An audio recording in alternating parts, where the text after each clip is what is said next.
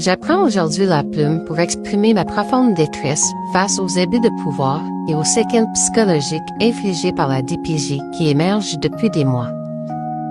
Des familles comme la mienne qui avaient besoin d'aide et de soutien se sont retrouvées prises dans ce fléau inhumain, même après avoir demandé eux-mêmes de l'accompagnement. Des enfants sont enlevés par pur désir de vengeance personnelle, tandis que d'autres enlèvements sont le résultat de diagnostics posés par des intervenants dépourvus de compétences.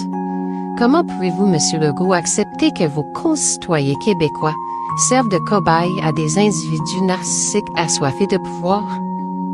Comment pouvez-vous fermer les yeux sur des citoyens qui, en 2023, vivent des horreurs et des abus encore plus graves que ceux subis par les enfants du Plessis et les enfants autochtones?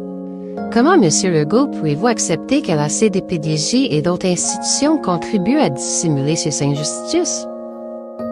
Comment peut-il arriver que des co-citoyens se fassent enlever leur enfant en plein jour sur la place publique sans qu'aucun recours ne puisse être intenté pour des abus et des actes criminels aussi graves que des menaces, du harcèlement et de la séquestration? Le peuple québécois a le droit de faire confiance à ces institutions. Le peuple a le droit de se sentir en sécurité. Quelle image pensez-vous donner en maintenant vos concitoyens dans la peur, tout comme durant la crise de la COVID? Votre mandat a contribué à mettre en place l'une des plus grandes machines de production d'enfants exploités et maltraités.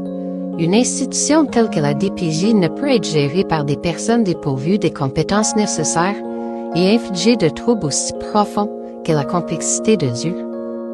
Comment pouvez-vous mépriser de manière aussi flagrante les enfants vulnérables au point de les confier à des individus incompétents qui les mènent à la folie? Je ne pourrai jamais oublier, jamais pardonner le calvaire et l'horreur que j'ai vécu derrière les portes de cet enfer.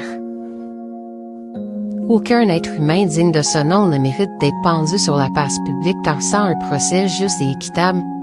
Depuis 2 ans, M. Legault, je soutiens ma famille à bout de bras.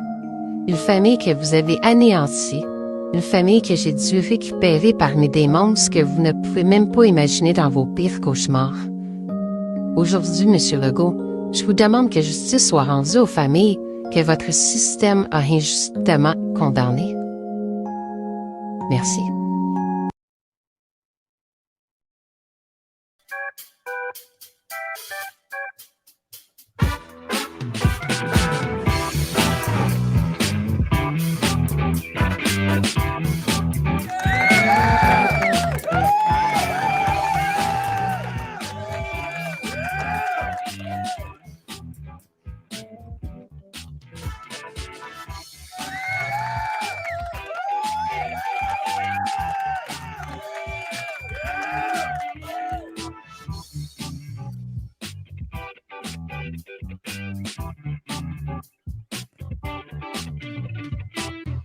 Hey! Hello, hello! Comment vas-tu, Rachel? Hey, ça va bien, ça va bien. J'ai vécu une journée difficile hier, mais je vais bien, prête pour notre 2e épisode de notre podcast Les Justicières démasquées. Bienvenue tout le monde! Bienvenue, bienvenue. Hey, comment s'est passé le premier épisode? Ta Hey, première impression, toi? ben écoute, j'ai reçu des très, très bons commentaires en privé. Les gens m'ont félicité. Fait que je me dis que pour un premier podcast, c'est excellent. Je suis contente. Je pars plus confiante aujourd'hui. Tout à fait. Ben, moi aussi, je suis vraiment satisfaite, contente. Je tiens à remercier tous les auditeurs hein, qui ont bien participé, qui nous ont bien encouragés. Merci beaucoup. Merci aussi d'être présents. Je sais que, bon, comme premier podcast, j'ai que du positif. Alors, soyez assurés que la suite va être encore meilleure. D'ailleurs, aujourd'hui, je pense que les auditeurs ne réalisent pas, mais ils vont capoter quand ils vont comprendre qu'on parle de... La DPJ, les erreurs et les failles de la DPJ, Patty. Peux-tu croire? Oui. Pourquoi est-ce qu'on parle de ça? En fait, c'est ton idée, Rachel. Alors, je te laisse expliquer aux auditeurs pourquoi tu as choisi qu'on parle aujourd'hui d'un sujet aussi gros que les failles de la DPJ. Rapidement, je me suis questionnée concernant toutes ces erreurs puis ces failles de la DPJ-là. Je me rappelle, j'ai fait mon stage, moi, auprès des femmes en difficulté et itinérantes à Montréal dans une auberge. C'est un stage de 4 mois dans le cadre de mon bac en travail social. Un stage de 4 mois où j'ai rencontré deux femmes dans deux moments distincts de ces 4 mois-là qui m'ont presque raconté la même histoire. Ces deux femmes-là m'expliquent en intervention que la DPJ est intervenue chez eux à cause de la pauvreté. Ces femmes-là avaient un appartement avec des enfants. Ces deux femmes-là m'expliquent presque la même histoire. Ils me disent, la travailleuse sociale est rentrée dans la maison, ouvre le frigidaire, me dit que c'est inadéquat, je nourris pas les enfants correctement. Les enfants ont été, dans les deux histoires, les enfants ont été retirés à la mer.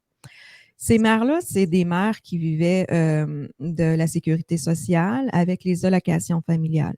Évidemment, la journée où les enfants sont placés par la DPJ, tu perds tes allocations familiales et tu perds également ton surplus d'aide sociale. Donc, ces deux femmes-là, si je ne me trompe pas, à l'époque, tombaient comme personnes seules, sans enfants à charge, donc tombaient avec un revenu mensuel de 630 $ par mois. Ces deux femmes-là avaient des appartements qui coûtaient plus cher que 630 $ par mois. Hein? Il y avait des appartements d'environ 900 $ à l'époque. Mhm. Donc, ces deux femmes-là sont devenues itinérantes, ont perdu leur appartement et sont devenues itinérantes. Oh my God. Oui. Donc, ils m'expliquent leur histoire, puis ils me disent que quelques mois après, les intervenantes de la DPJ leur disent, quand vous allez vous replacer, on va vous redonner les enfants. Mais là, c'est des femmes qui sont rendues à la rue. À cause de la DPJ, finalement. Ben, ils sont rendus avec un chèque de 630 $ par mois, donc ont perdu leur appartement et ne peuvent pas relouer un appartement avec une chambre pour les enfants pour se replacer. Ils ont 630 $ par mois. Ils ne sont même pas capables de se payer un 3,5 à Montréal. C'est littéralement de mettre en échec des familles. Exactement. Fait que ça, ce moment-là m'a beaucoup quasiment traumatisée, je te dirais, parce que je me suis questionnée à savoir pourquoi, au lieu de retirer les enfants, de donner 3 000 $ à des familles d'accueil, ces enfants-là n'avaient pas été placés non plus dans les familles de proximité. Pourquoi que le gouvernement offre 3 000 $ pour enlever les enfants? Attends, je me trompe là. Pourquoi le gouvernement enlève les enfants, donne 3 000 $ par enfant? Là, je ne connais pas les montants exacts à l'époque et aujourd'hui, mais je vous donne un approximatif. Et on donne ce 3 000 $ aux familles d'accueil. Pourquoi on n'a pas des organismes communautaires ou des assistantes sociales de la DPJ qui ne travaillent pas en amont avec les mamans, qui ne travaillent pas en assistance, en soutien? Pourquoi qu'au lieu de prendre les sous qu'on donne aux familles d'accueil, on ne prend pas 700 $ par mois en carte cadeau d'épicerie pour montrer à ces mamans-là comment faire un budget et comment bien nourrir les enfants et faire des repas à faible des repas nutritifs à faible budget. Pourquoi on ne fait pas ça puis qu'on enlève les enfants puis la cause, c'est la pauvreté puis la possibilité de négligence alimentaire? Pardon? La pauvreté n'est pas une raison suffisante pour retirer les enfants. Je veux juste qu'on clarifie certains trucs pour les auditeurs à la maison.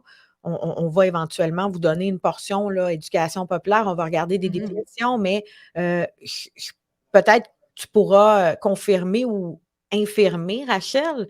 Mais moi, dans le cadre de mes études en travail social, j'ai eu un cours complet sur la DPJ. OK, pas moi. C'est un cours optionnel que moi, je n'ai pas pris, en tout cas, du moins à l'UQAM. Là. Moi, j'ai eu aucune formation concernant la DPJ lors de mes études en travail social ou en psychologie. Bien, moi, mes études, de ce que j'ai compris, puis c'est quand même très loin, puis moi, je n'ai jamais travaillé pour l'institution de la DPJ, OK? Moi, ce que j'ai entendu, c'est justement, ils essayent d'éviter le plus que possible des placements d'enfants. Pourquoi? Parce que ça brise des familles, ça affecte l'enfant. Ouais. Surtout un enfant en bas âge, c'est crucial pour développer l'attachement, faire des liens. Donc, si on retire les enfants, il faut que ce soit un motif majeur, c'est-à-dire une compromission au développement de l'enfant, abus physiques, sévices, etc. Évidemment. Ceci étant dit, il disait aussi dans le cours qu'il favorisait le placement dans la famille immédiate. Puis là, on va voir au cours de l'épisode d'aujourd'hui que c'est peut-être pas toujours le cas. Malheureusement pas. Écoute, moi, ça a été ma première expérience lorsque ces deux dames-là m'ont raconté quasi la même histoire. Puis c'était pas des dames qui ont été en hébergement à l'auberge au même moment, là. C'était à Mhm. 2 moments distincts de mon stage. Puis on me raconte quasi la même histoire. Ouais. Fait que, est-ce qu'il y avait d'autres problématiques? Je ne sais pas. Moi, j'étais en intervention féministe, donc je crois à la réalité de la femme, de ce qu'elle me raconte. Mhm. Donc, je me suis questionnée beaucoup. Tu en parles, les familles de proximité. On va recevoir un invité aujourd'hui. J'ai vu beaucoup sur TikTok et je ne pourrais pas cacher que j'ai moi-même une petite fille qui va bientôt avoir 4 ans, que j'ai pris soin pendant les ça y est, je vais m'étouffer, pendant les 2 premières années de sa vie et que j'ai été complètement occultée par la DPJ alors qu'on avait une grand-maman qui avait une technique d'éducation à l'enfance, une grand-maman qui avait un bac en travail social, un certificat en psychologie, une grand-maman bienveillante, aimante. Qu'est-ce qu'on veut de mieux? Ça va faire bientôt 2 ans que je n'ai pas vu ma petite fille et hier, elle a été placée jusqu'à majorité, un jugement jusqu'en 2037. Ma fille n'était pas représentée par avocat. Elle a un avocat. L'avocat ne s'est pas pointé. J'étais supposée témoigner pour questionner le juge. Là, ça aurait été sens inverse. J'aurais questionné le juge sur pourquoi je n'ai pas été reconnue et que j'ai été complètement occultée depuis 2 ans. Et le juge n'a pas voulu m'entendre. Le jugement a été... Ça, on pourra en reparler, Rachel. Mhm, Ce qui m'impressionne, c'est qu'avec la loi, premièrement, le 3/4 des citoyens ne connaissent pas les lois, OK? On n'est pas mhm. spécialiste. Il y a plein de changements, de dérogations, de trucs, de ci, de ça. C'est des dossiers qui sont super complexes. C'est pour ça qu'il y a des avocats. Puis des avocats, ben c'est pas donné. Tu sais, c'est très difficile d'avoir des réponses. Puis comment ça se fait? Moi, ce que je comprends pas, c'est comment ça se fait qu'on ne peut pas être entendu? Comment ça se fait qu'il faut se battre contre Goliath? Ça me dépasse Ouais. complètement. Ça, c'est à se demander beaucoup, Patty, là, parce qu'on va se le dire, là, c'est excessivement cher pour notre gouvernement, ces procédures-là. On a d'abord un juge, on a un greffier, peut-être 2 greffiers, on a un agent de sécurité, on a l'avocat de la DPJ, on a l'avocat de la mère, l'avocat du père, l'avocat de l'enfant. Ça coûte des frais exorbitants au système. Mais attention, si le parent n'a pas le droit à l'aide juridique, il doit payer lui-même son avocat. Tout à fait. Mais attention, là, les gens, parfois, il y a 6, 7, 8 jours d'audience. Les gens ne sont pas pour vendre leur voiture, hypothéquer leur maison pour se payer un frais d'avocat. Ça veut dire que quand tu as tout vendu pour payer ton frais d'avocat, pour te battre à armes égales avec la DPJ, puis ça ne le sera jamais de toute façon, parce qu'eux autres, ils peuvent en avoir 2 avocats s'ils veulent. Là. Ça, C'est tout, tu sais. mais si tu perds ta maison, là, puis que la DPJ te redonne tes enfants, tu n'as plus de place pour les accueillir, tu es exactement à la même place que les 2 femmes que j'ai rencontrées lors de mon stage. Donc, ça n'a pas de bon sens. Ça n'a pas de bon sens qu'on poursuive des parents, qu'on leur enlève leur enfant et qu'on ne lui fournisse pas un avocat d'office. Parce que certains, qui sont quand même sous le seuil de la pauvreté, mais qui n'ont pas le droit à l'aide juridique, Ouais. doivent se représenter tout seuls. Ça n'a pas de bon sens. Puis là, on tient à préciser que toutes les situations qu'on vous présente aujourd'hui, c'est pas, du moins selon notre analyse, là, on peut pas aller vérifier tel quel, mais, on va vous ra tu sais, on vous ramène quand même plusieurs témoignages de part et d'autre et ce ne sont pas des situations où est-ce qu'il y a une compromission ou un danger immédiat pour l'enfant, là. On n'est pas dans ça, là. On est dans un autre ordre. Tu sais, quand on parle de faille, c'est peut-être même c'est faille dans le grand sens du terme, là. C'est qu'il y a des injustices. Ces enfants-là n'auraient pas dû être placés dans des familles d'accueil, tout simplement. Mhm. Ils auraient dû soit être placés avec les parents ou les parents auraient dû recevoir, selon notre évaluation rapide de la situation, moi, ce que j'aurais cru que la DPJ, le rôle, c'est la DPJ va aider la famille à ce que, tu sais, va contribuer pour que la famille garde l'enfant. Mais là, dans ces situations-là, on dirait que la DPJ travaille contre la famille. Absolument. Déjà, une idée en tête de la famille, fait des portraits de la famille qui sont faux.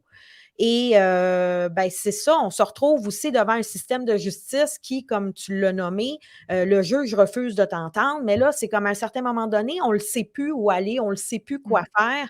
Puis je pense que c'est important de dénoncer ça, puis c'est important que le Québec, les Québécois, euh, sachent réellement les failles du système. Oui, la DPJ, elle est utile. On n'est pas en train de dire qu'il n'y a aucune utilité. Il y a des situations où la DPJ est très utile et va sauver des enfants d'abus sexuels ou d'abus quelconques. OK?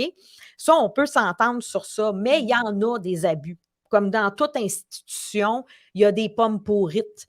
Dans toute institution, il y a des gens qui vont abuser de leur pouvoir. Puis la problématique, puis ça, c'est une problématique aussi très particulière parce que les intervenantes de la DPJ, qui sont majoritairement des travailleuses sociales, ce sont des travailleuses sociales qui ont un pouvoir qu'elles n'ont pas dans aucun autre métier. Elles appliquent la loi comparativement à une travailleuse sociale dans un CLSC où est-ce que c'est toujours selon la volonté de l'usager. Si l'usager ne veut plus, il retire son consentement, il s'en va. Mais la DPJ, c'est pas ça, là. C'est quasiment comme l'intervenante de la DPJ, c'est la police. Elle a le droit de retirer, elle a le droit de faire un paquet de trucs qui lui donne un statut, un pouvoir. Alors, dans le fond, la question là-dedans, c'est comment est-ce qu'on peut faire pour prévenir tous ces abus-là? Puis c'est un peu la réflexion qu'on emmène aujourd'hui dans le podcast. Donc, si tu veux bien, je vais annoncer le plan Oui. aux auditeurs. Donc, aujourd'hui, comme Rachel l'a mentionné, on a une invitée qui nous attend présentement en coulisses, Madame Josée Belleville, une ex-militaire. Vous allez écouter son témoignage. On va vous présenter une vidéo. Vous allez trouver ça très, très touchant. En tout cas, moi, j'ai été touchée par son témoignage. Et on va l'interviewer, on va lui poser des questions. Elle va pouvoir également vous expliquer un peu là, qu'est-ce qui s'est passé avec sa petite fille et la DPJ. Ensuite de ça, on était censé avoir un deuxième invité. On était censé avoir Éric Grenier. Et peux-tu expliquer aux auditeurs, Rachel, qu'est-ce qui s'est passé? En fait, Éric était au tribunal comme moi hier, pas dans la même région. Éric demandait une récussion du juge. Peut-être que je me trompe sur le terme. Donc, aujourd'hui, il était moins là, disposé comme prévu. Ça demande quand même beaucoup, beaucoup d'énergie de se défendre seul en cours. Par contre, il nous offre là, de faire une entrevue avec lui samedi.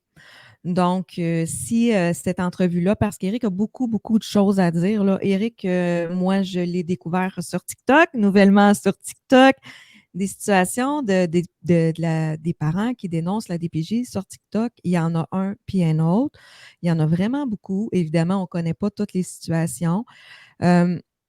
Éric, c'est un homme qui a demandé lui-même de l'aide à la DPJ et du soutien là, suite à une séparation avec la mère de ses enfants. Donc, il est sur TikTok, il dénonce. Il livre une très, très, très grande bataille.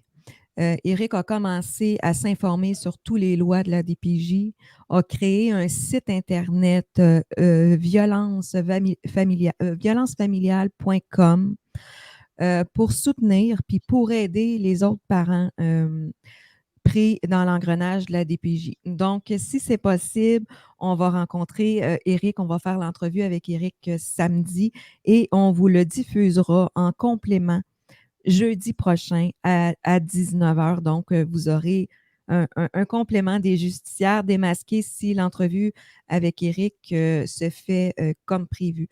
Est-ce que tu souhaitais présenter quand même la petite vidéo d'Éric avant qu'on passe avec la situation de la petite Alice? Oui, avant de présenter la vidéo, j'aimerais qu'on fasse la portion d'éducation populaire Bien sûr. avant de passer tous les témoignages. Parce que je crois que c'est important de revenir aux définitions avant de présenter les témoignages. Alors, Parfait. je vous présente quelque chose. OK, on va tenter de partager l'écran. OK. Oups. OK. Alors, la loi sur la protection de la jeunesse, la LPJ, protège toutes les personnes de moins de 18 ans dont la situation met en danger sa sécurité ou son développement. Qui a été signalé à la direction de la protection de la jeunesse, bien entendu. Alors, comment ça fonctionne? C'est que d'abord et avant tout, il y a un signalement qui se fait de part et d'autre. Ça peut être par un professionnel, ça peut être par un membre de la famille, ça peut être par n'importe qui. Et là, la DPJ reçoit ce signalement-là et elle évalue la demande. Elle évalue le signalement. Est-ce qu'il y a une compromission ou un danger pour sa sécurité, une compromission pour son développement? Alors, on ne va pas énumérer tous les chefs et tout, là, parce que ça serait vraiment complexe, mais en gros, c'est sûr que si, par exemple, l'enfant est négligé, s'il y a des sévices physiques, s'il y a des sévices sexuels, c'est violence psychologique, etc. C'est tout ça là, qui regarde à ce niveau-là. Donc, Patty, hein, c'est bien écrit, c'est une loi d'exception, mais elle ne semble pas si exceptionnelle que ça, finalement. Ben, là, on va voir, en fait, parce qu'il y a eu beaucoup de changements à cette loi-là. Ce qu'il faut comprendre, là, c'est qu'il y a eu le changement là, avec la primauté parentale qu'on va rediscuter dans quelques instants. Là, vous pouvez voir le rôle de la DPJ. Ce serait quoi le rôle de la DPJ? Hein? Ce qu'on sait, c'est que la DPJ, elle est là pour protéger les enfants de ces situations-là, des sévices. Donc, elle intervient auprès d'un enfant et de ses parents dans l'intérêt de l'enfant. On va y revenir sur l'intérêt de l'enfant et dans le respect de ses droits. Son intervention doit viser à mettre fin à une situation qui compromet la sécurité ou le développement de l'enfant, à éviter que cette situation se reproduise. Le DPJ intervient principalement dans les situations où un enfant est abandonné, victime de négligence, victime de mauvais traitements psychologiques, victime d'abus sexuels, victime d'abus physiques, aux prises avec des troubles de comportement sérieux, exposé à un risque sérieux d'être victime de négligence, d'abus sexuels ou d'abus physiques. Ils ne l'ont pas dit, mais il y a également ceux qui sont témoins de violences conjugales également. Mais c'est nouveau quand même, hein? La violence conjugale n'est pas reconnue et n'était pas reconnue, c'est bien appliqué maintenant dans la loi 15. Et malheureusement, encore aujourd'hui, les juges et les avocats et les intervenants n'ont aucune formation sur la violence conjugale. Fait qu'il faut la reconnaître. Hein? Ça, c'est un site Internet que je vous invite tous à aller consulter à la maison. Ça s'appelle lespapas.org. OK, donc les papas en action, autrement dit. Donc, c'est Monsieur Rio, je ne me souviens pas de son prénom, qui a fait ce site Internet-là. Et il a d'ailleurs été très vocal sur le retrait de la primauté parentale. Il a fait plusieurs vidéos pour essayer de sensibiliser les Québécois par rapport à ça. Je sais que la primauté parentale, c'est un gros sujet. On ne va pas rentrer là-dedans. Ce n'est pas le but de l'épisode. C'est quand même important de le nommer, OK? Pourquoi? Parce que, premièrement, il y a beaucoup d'ambiguïté, puis nous, vous le savez, on n'est pas avocate, donc c'est déjà un dossier qui est quand même gros. Mais ce qu'il faut comprendre là-dedans, là, c'est qu'il y avait ici, dans la loi, là, comme vous pouvez voir à l'écran, êtes-vous parent, vous devriez bien comprendre le nouveau droit, le droit nouveau. OK? Donc, il y avait chapitre 2, principes généraux et droits des enfants.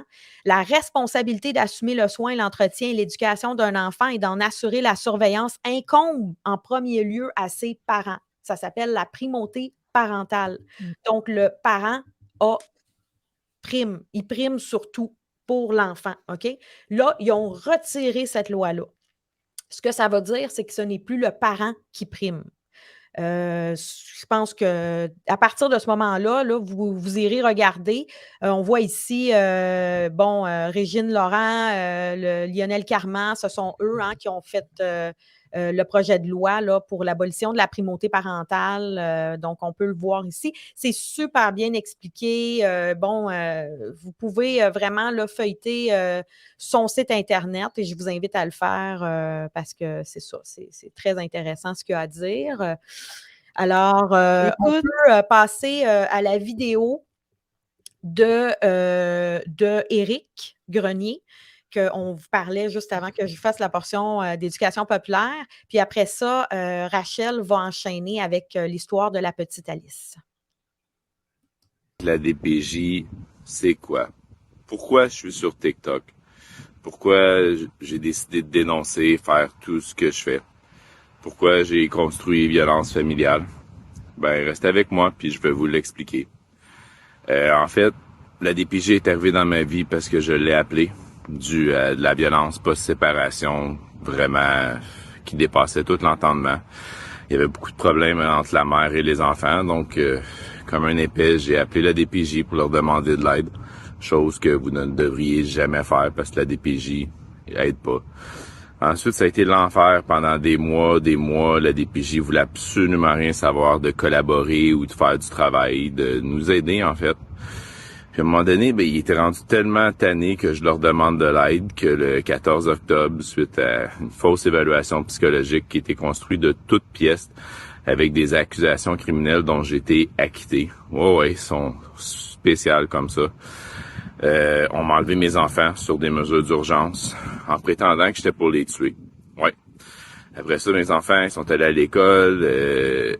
C'était l'enfer pendant plus d'un mois, accompagnés matin et soir.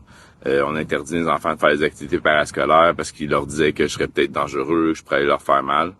Puis les enfants, la seule chose qu'ils leur ont dit, c'est « Ben, papa, il a dit des choses inquiétantes et il faut vérifier. » Puis par la suite, mais la DPJ a jamais voulu reconnaître l'erreur.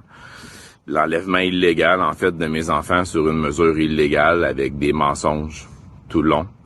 Ils ont jamais voulu le reconnaître. Puis plus ça allait, comme que moi, je voulais pas reconnaître le fait que j'étais dangereux, parce que je le suis pas. J'ai jamais été un danger pour mes enfants. On a fini par complètement me les enlever. Suspension de contact totale. Ça m'a complètement détruit. Cette journée-là, sincèrement, je pensais mourir. Je vous le jure, se faire enlever nos enfants quand on est un bon parent, il y a rien de pire dans la vie. J'ai fait une crise de panique en plein palais de justice. Puis le juge, lui, il a continué son ordonnance, comme si de rien n'était, sans aucune espèce d'émotion. Puis, par la suite, vous pouvez imaginer que ma vie était complètement détruite. J'avais plus aucun point de repère. J'avais plus d'argent, j'avais plus rien. Donc, je me suis mis à apprendre le droit. Puis c'est là que je me suis rendu compte de toutes les lésions de droit qu'ils ont eu dans notre dossier, les procès sans droit, l'enfer en fait. Puis... Donc voilà, peut-être on aura une entrevue avec Éric à vous présenter la semaine prochaine, puis on pourra nous parler plus amplement de sa situation. Ce qu'on comprend, c'est qu'il ne voit plus ses enfants du tout. Oui. L'histoire de la petite Alice. L'histoire de la petite Alice a été très médiatisée au printemps 2023. J'ai eu le privilège de parler avec la grand-maman maternelle de la petite Alice, qui a été aussi occultée de la situation de sa petite fille, comme notre invité qui s'en vient et comme je l'ai vécu aussi. Donc, je vous lis ce qui a été publié dans le Nouvelliste du 5 février 2023. On dit « Magouille et parjure à la DPJ du Centre du Québec », disent les intervenants. Décision arbitraire, tripotage de documents, rapport d'enquête biaisé, abus de pouvoir, processus de plainte dysfonctionnel.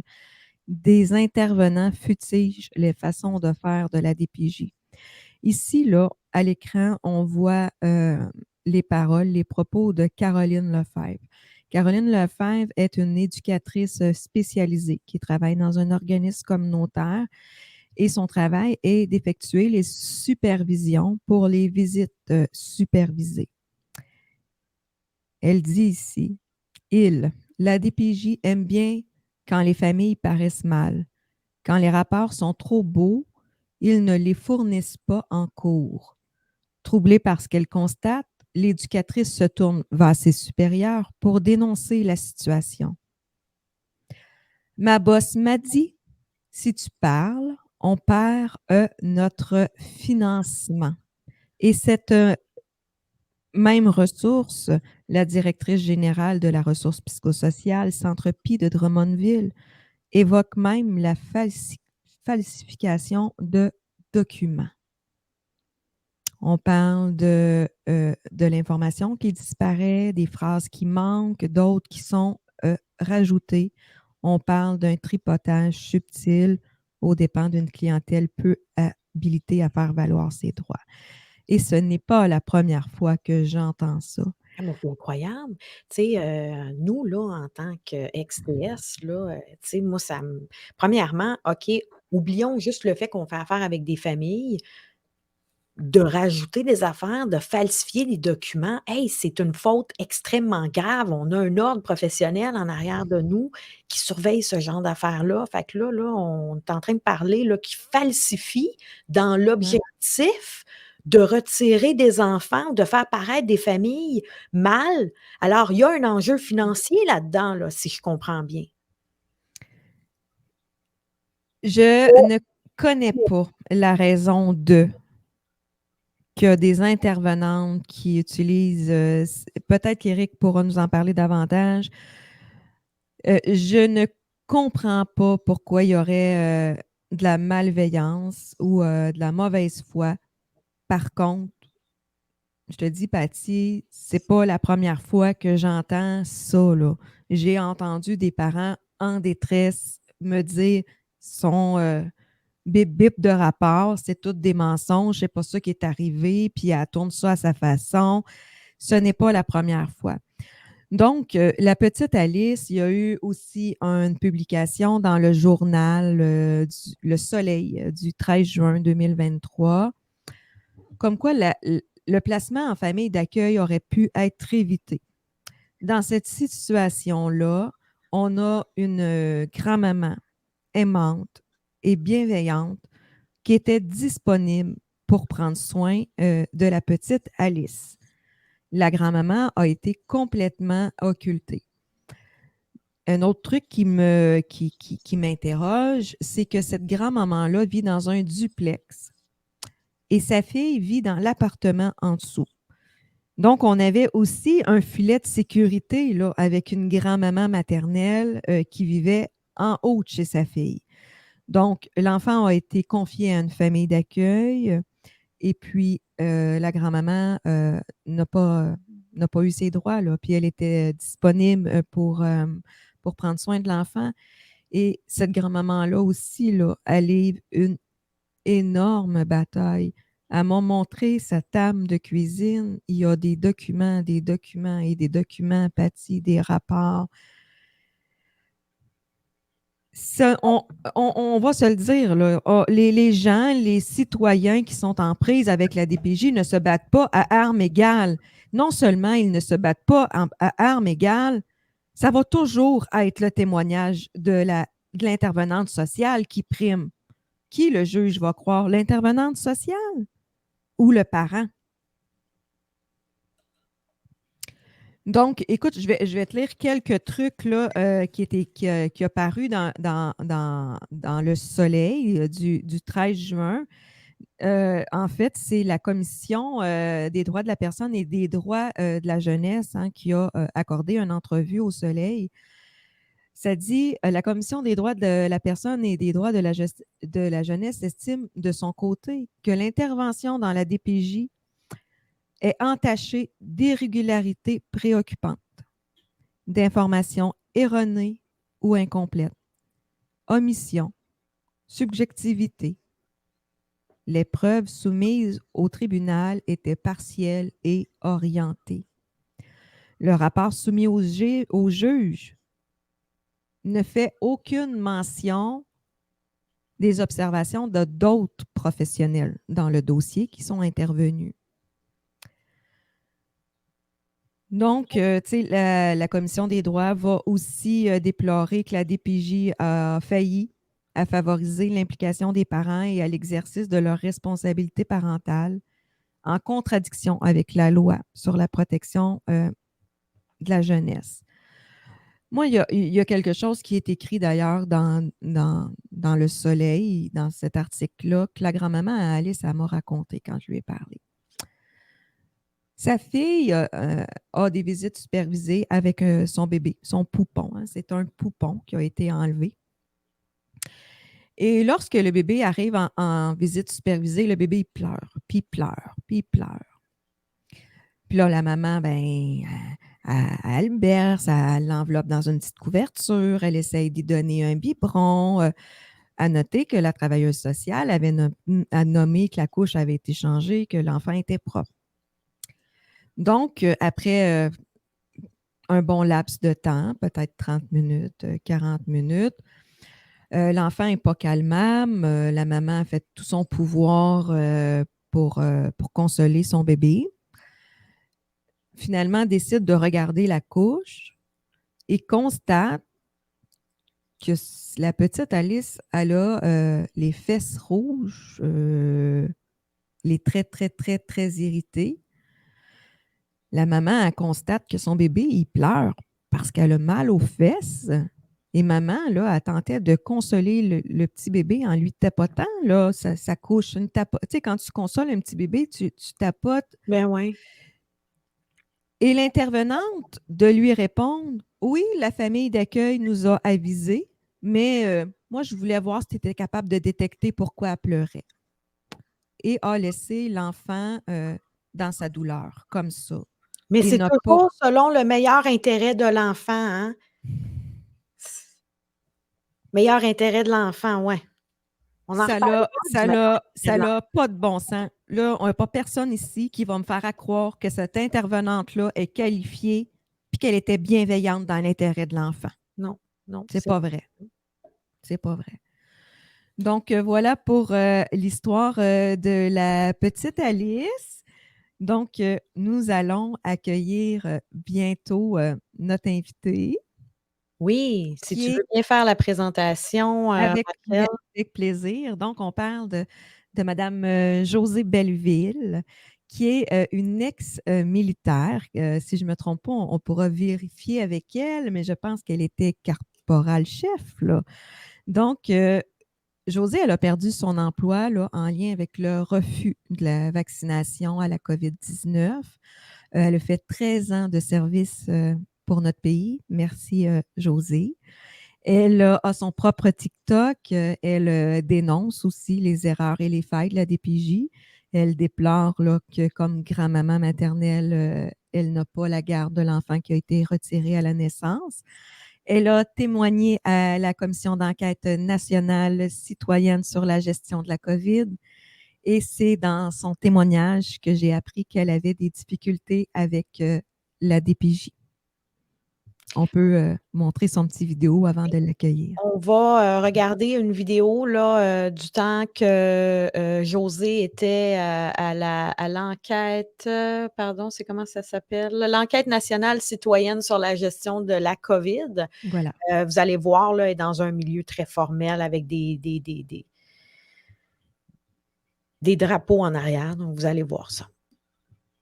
On a su que ma plus grande était était enceinte. Fait que là, je me suis dit, dans toute cette tristesse dans tout ce qui se passait dans ma vie, je me suis dit, il y a quelque chose de beau qui s'en vient.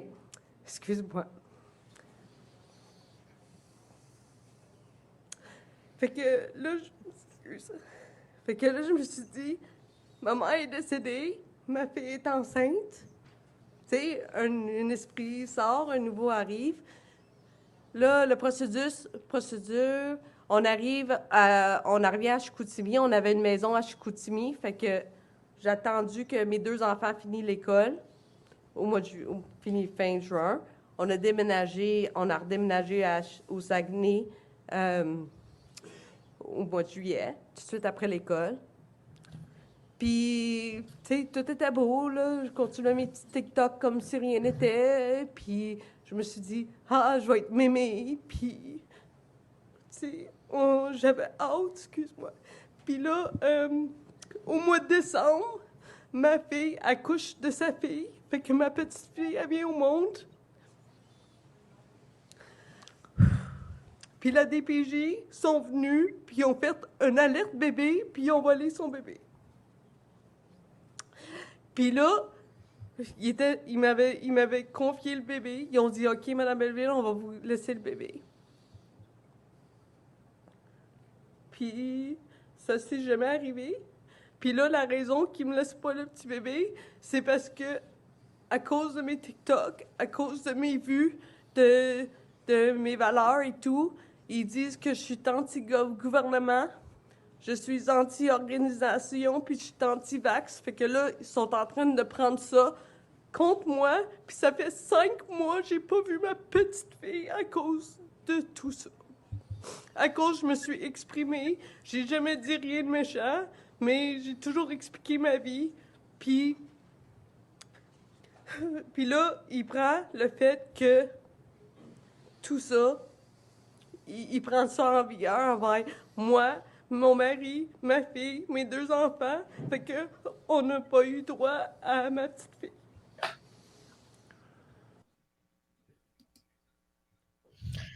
Très émouvant comme témoignage. Alors, sans plus tarder, nous recevons Josée Belleville. Bonjour, Josée. Salut, Bonjour. Josée. Merci Salut. d'être avec nous. C'est très, très apprécié que tu nous viennes nous parler de ton expérience. Merci. Merci de me laisser l'opportunité de parler de mon histoire. Moi, si je peux le crier sur toutes les montagnes, je vais le faire. Oui, on voit l'amour que tu portes à cet enfant-là. Écoute, Josée, on va commencer par te demander là, si tu peux nous raconter brièvement ton histoire, puis comment la DPJ est entrée dans ta vie. On a aussi une deuxième vidéo là, qui a été enregistrée à l'hôpital. Si tu trouves que c'est le moment opportun qu'on le partage, tu nous le diras. Mais parle-nous de ton expérience. OK, mais en tout cas, tu avais raison, j'ai fait 13 ans dans l'armée. Donc, c'est ça. Puis, je suis anglophone, fait que des fois, il y a des petits mots qui sont peut-être plus durs à comprendre parce que pas de problème.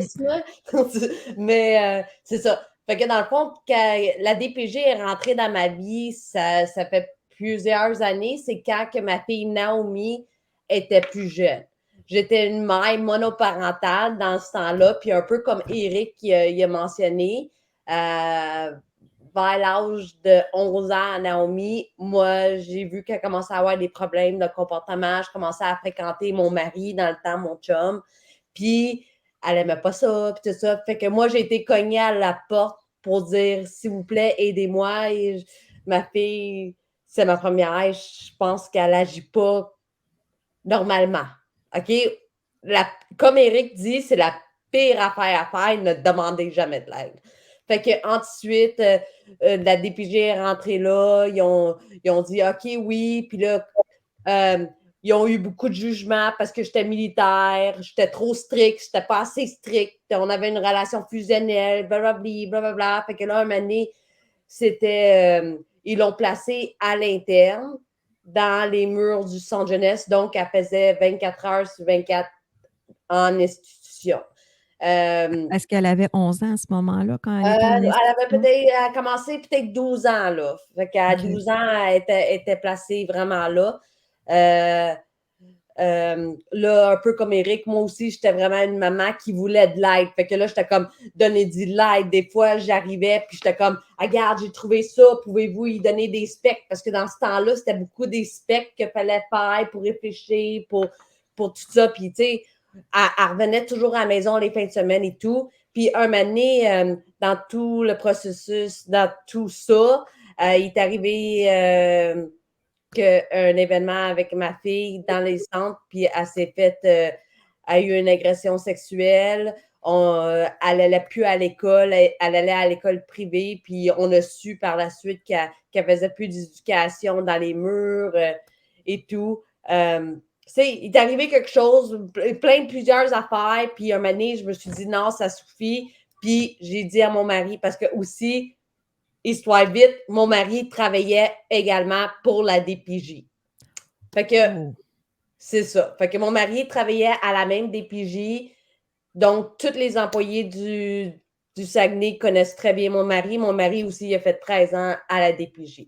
Fait que là, il est arrivé quelque chose, trop d'affaires. Puis là, je dis à mon mari, ça y est, là, non, je les poursuis. Fait que là, j'ai mis une poursuite puis à cour supérieure et tout, on était en train de les poursuivre.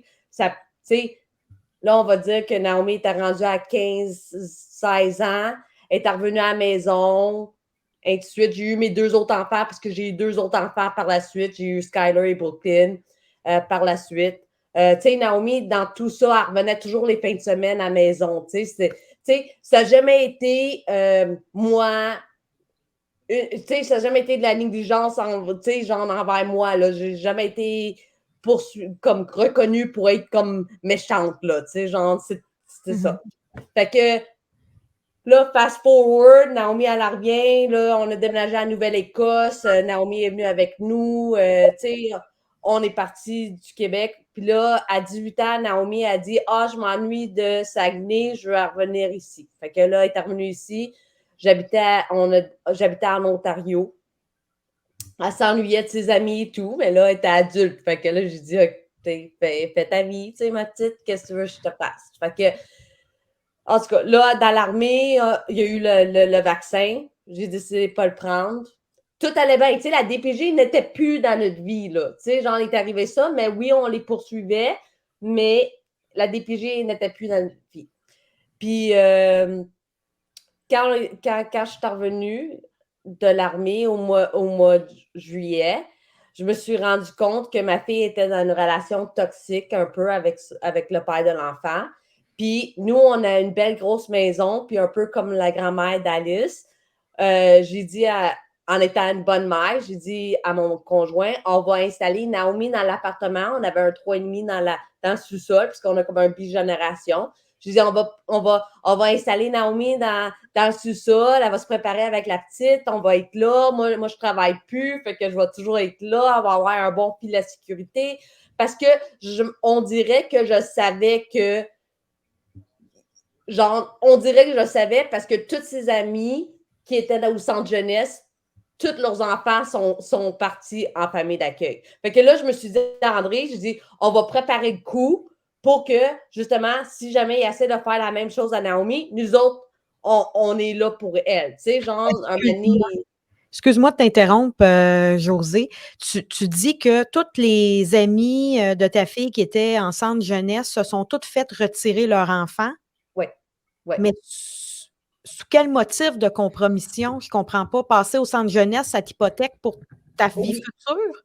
Oui, exactement. Je pense que c'est malheureusement un peu comme Rachel elle disait, c'est un système de traficage d'enfants. Puis je crois sérieusement que c'est ça parce que ils savent que tu rentres dans un portrait, que tu as été dans le centre jeunesse, puis c'est facile à venir prendre ton enfant. Puis je le dis clairement à toutes ses amies qui ont des enfants, qu'elle a eu, parce qu'elle est encore amie avec ces filles-là,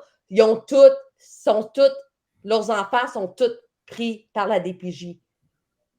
C'est gros, là. C'est dans oui, le fond, c'est beaucoup, là. C'était tous des jeunes mères qui, à la Oui, sortie des centres exactement. d'accueil, des centres jeunesse, sont devenues enceintes et qui ont eu des alertes bébés. C'est ce que tu Exactement. racontes. Puis c'est ça. Fait que là, au mois de juillet, moi puis ma fille, on est là. Moi, je participe aux échographies. On est contents. J'ai plein de couches, là, numéro 1, 2, 3, là, dans mon stade de storage, là, qu'on était prête pour aider à Naomi. Tu sais, moi, j'ai hâte d'être mémée. J'ai déjà mon nom. Mon mari va s'appeler Papy. Brooklyn Skyler, c'est Auntie B puis Tonton Sky. Tu sais, nous autres, on triple, on a hâte là, d'avoir un petit bébé là pour occasionner. Vous êtes prêts à l'accueillir. Tu sais, genre, on n'est pas là. Puis là, le 5 décembre, ma fille, elle accouche. Puis 2 jours plus tard, il y a eu l'alerte bébé, puis la travailleuse sociale, elle m'appelle, ma fille, pour dire Maman, viens ici, il y a une travailleuse sociale, il veut prendre la petite. Fait que je m'en vais tout de suite à l'hôpital pour voir. Puis la travailleuse sociale en question, moi, je la connaissais pas. Puis je l'ai enregistrée, cette rencontre-là, parce que je suis très... Je sais comment il marche, fait que je l'ai enregistrée. Puis elle me dit... on va prendre le bébé. Puis là, moi, j'ai dit, premier réflexe, pourquoi? C'est quoi le motif de compromission, là? Genre, tu sais, c'était mon réflexe, là. Tu sais, le bébé a 2 jours, là. Tu sais, elle est à l'hôpital, là. Elle vient juste d'accoucher d'une césarienne, là. Fait que là, ils ont dit le motif, c'était conflit de couple. Puis, genre, je dis, pardon? Conflit de couple? C'est parce qu'elle n'est plus en couple. Tu sais, genre, elle habite chez nous, là. Tu sais, genre, dans son appartement, là. Elle n'est plus avec. Oui, il est là parce qu'elle voulait être fine, puis elle voulait vivre ce moment-là avec lui, mais elle n'est plus en couple. Quel conflit, là. Genre, je comprenais pas. La situation était résolue, là. Il n'y avait plus cette situation-là quand... C'est même pas un motif de compromission, conflit de couple. Tu sais, toutes les couples ont des conflits. C'est quoi cette affaire-là? Exactement. Fait que là, j'étais comme genre, OK. Puis là, elle dit, elle me dit, on va vous confier le bébé pendant qu'on fait l'investigation. Puis là, je dis, oui, pas de problème. Genre, oui, je vais prendre le bébé. Puis là, je l'ai tout en enregistrement. Puis je suis honnête avec elle, là. Puis là, j'ai dit, regarde, nous, on a une poursuite contre vous autres, là. Genre, j'espère que ça va être correct. Moi, je ne sais pas c'est qui, là. J'arrive à la maison, puis là, je dis à André, vite, il faut qu'on prépare la chambre du bébé, blablabla. Genre, justement, ça va faire. Fait que là, on prépare la basinette, on prépare pour tout parce qu'elle me dit que le lendemain matin était pour venir vérifier la maison. Fait que je dis, OK, pas de problème. OK? Parce qu'elle n'est pas venue voir la maison. Fait que je dis, oui. Arrive à 9h, les enfants sont partis à l'école, fait qu'il n'y a pas de problème. Fait que là, on est le lendemain matin, à 9h, à 8h50, là, genre, je suis comme, OK, elle va arriver dans 10 minutes, là, genre, c'est correct. Puis je reçois un texte à 8h50 pour me dire, elle ne sera pas présente à la maison. Puis là, moi, qui est un peu anxieuse, j'ai fait, ben, calice, il y a quelque chose, excuse. Il y a quelque chose qui cloche. Fait que là, j'ai dit, je m'en vais directement à l'hôpital. Fait que je m'en vais à l'hôpital. J'habite à 10 minutes. Fait que je conduis, je m'en vais à l'hôpital. Puis là, en montant de la côte à Chicoutimi, ma fille, elle m'appelle en broyant. Maman, il prend la petite, il s'en va en famille d'accueil, blablabla, en panique. Fait que là, j'arrive, je suis dans le stationnement, reste là, j'arrive. Puis là, je pense que tu pourrais me faire jouer la vidéo. C'est là que je fais mon TikTok parce que qu'est-ce que vous ne comprenez pas, c'est que mon compte que j'ai fait ça, j'avais 40 000 followers. OK? Fait que quand j'ai fait ça sur mon compte de 40 000 followers, ben, le monde, ils l'ont vu, puis ils suivaient mon histoire et moi, j'étais contente, là, tu sais. Puis le monde, ils l'ont vu, puis ils ont appelé l'hôpital, puis ils ont appelé la DPJ, ils ont fait des duets, ils ont tout fait, même, ils ont bloqué les fils téléphoniques, là. Fait que là, j'étais en panique, là, parce que je ne savais pas qu'est-ce qui se passait, puis j'ai fait le TikTok. Oui, il y a de quoi être en panique. On va montrer la scène. Fait que qui m'a demandé à quitter? sécurité nous a appelés parce qu'ils veulent que vous quittiez les lieux. OK? OK? Puis vous avez dit que vous ne quitterez pas les lieux. Non, je ne quitterai pas les lieux sans ma petite fille. Exactement, c'est pour ça qu'on est là. La OK. petite fille a été retirée par la DPJ. Vous n'aurez Vous pas a- la petite fille. Fait que c'est pour ça qu'on va quitter. Vous devez quitter. Pourquoi j'ai pas ma fille? Elle a été retirée par la DPJ. Ben, la raison du pourquoi, Je le c'est sais quoi? pas, elle a été retirée. Vous demanderez à la DPJ. OK, ben, monsieur policier, Oui. Je vous faut, écoute. faut vous compreniez, là, Oui. que j'ai déjà expliqué à ce monde ici. Moi, j'ai une poursuite avec la DPJ pour presque 1 million de dollars. Oui. OK? Ma fille, elle s'est fait violer, elle s'est fait négliger par le centre Saint-Georges à Chicoutimi. Oui. OK? Mais là, c'est pas Non, ça non, qu'on ben, parle. hein? Là, c'est pas de ça qu'on parle. Ben, de On quoi parle qu'on. vraiment- Ben, pourquoi que j'aurais pas droit de ma petite fille si c'est ça la loi, que c'est les Non, grands-parents parce que- qui l'ont? Non, parce que là, la petite fille, elle a été retirée pour le moment par la DPJ. Puis c'est les C'est pas vous grands-parents qui l'avez. l'ont. Non, elle l'a retirée. Là, c'est la DPJ qui l'a en charge. Hier, l'infirmière, l'intervenante, Oui. OK, Nathalie Blais, est venue ici, puis elle m'a demandé si moi je prendrais mon enfant, parce que c'est ça la procédure, c'est que quand un enfant se fait retirer, les grands-parents, ils ont Tu le vois que premier j'étais en droit panique, sur cet là. enfant-là. Peut-être que J'ai vous dit l'aurez. oui. Ouais, peut-être La que raison vous qu'ils l'aurez. veulent pas, Peut-être c'est que parce vous que j'ai l'aurez. une poursuite contre eux autres. Oui. Monsieur Je vous écoute, je vous l'officier, écoute. Oui, écoute. je vous écoute. Ils ont fucké la vie de ma fille. Tu penses que je vais laisser fucker Ça, la je vie le de ma comprends. petite fille? Non, vous le comprenez Oui, pas. je le Parce que comprends. là, c'est l'intimidation. Non, pas du tout. Je fais C'est pas l'intimidation. Non, pas toi. La DPJ, c'est l'intimidation. Ben, ça, J'ai besoin que tu sois humain. Oui, je suis humain. Je ne laisserai pas ma petite fille aller dans le famille d'accueil car moi, je suis capable de prendre soin Peut-être que c'est d'elle. vous qui allez la voir après, je le sais Non, pas. ben, Dans à le pas moment, d'affaire. là, Non. Montez pas le ton. Non. Ça sert à rien. Non. Montez pas le ton. Je monte pas le ton après vous, montez pas le ton après moi. Tu peux pas faire ça. C'est ma petite fille. Tu n'as pas le droit de voler ma petite fille. Quand bien même qu'on s'ostinerait, vous devez quitter sans votre petite fille. C'est comme ça que ça va se passer. OK? Partager. Ça me dérange pas, partager, c'est correct. C'est comme ça que ça va se passer. Fait que là, je vais vous demander de quitter les lieux. OK? Je Si sais vous pas quittez faire. pas les lieux, on va vous escorter, il n'y a pas de problème. Touche-moi pas. Ben, levez-vous. Non, non, non. Vous comprenez-tu? Là, je vous ai expliqué, là. Écoutez-moi, OK? Ils Moi, volent je- mon écoute, non, enfant. arrête, vous m'écoutez pas, vous parlez. Vas-y. Là, si, on est obligé d'utiliser la force pour vous sortir d'ici, là, ben, ça améliorera pas votre dossier avec la DPJ.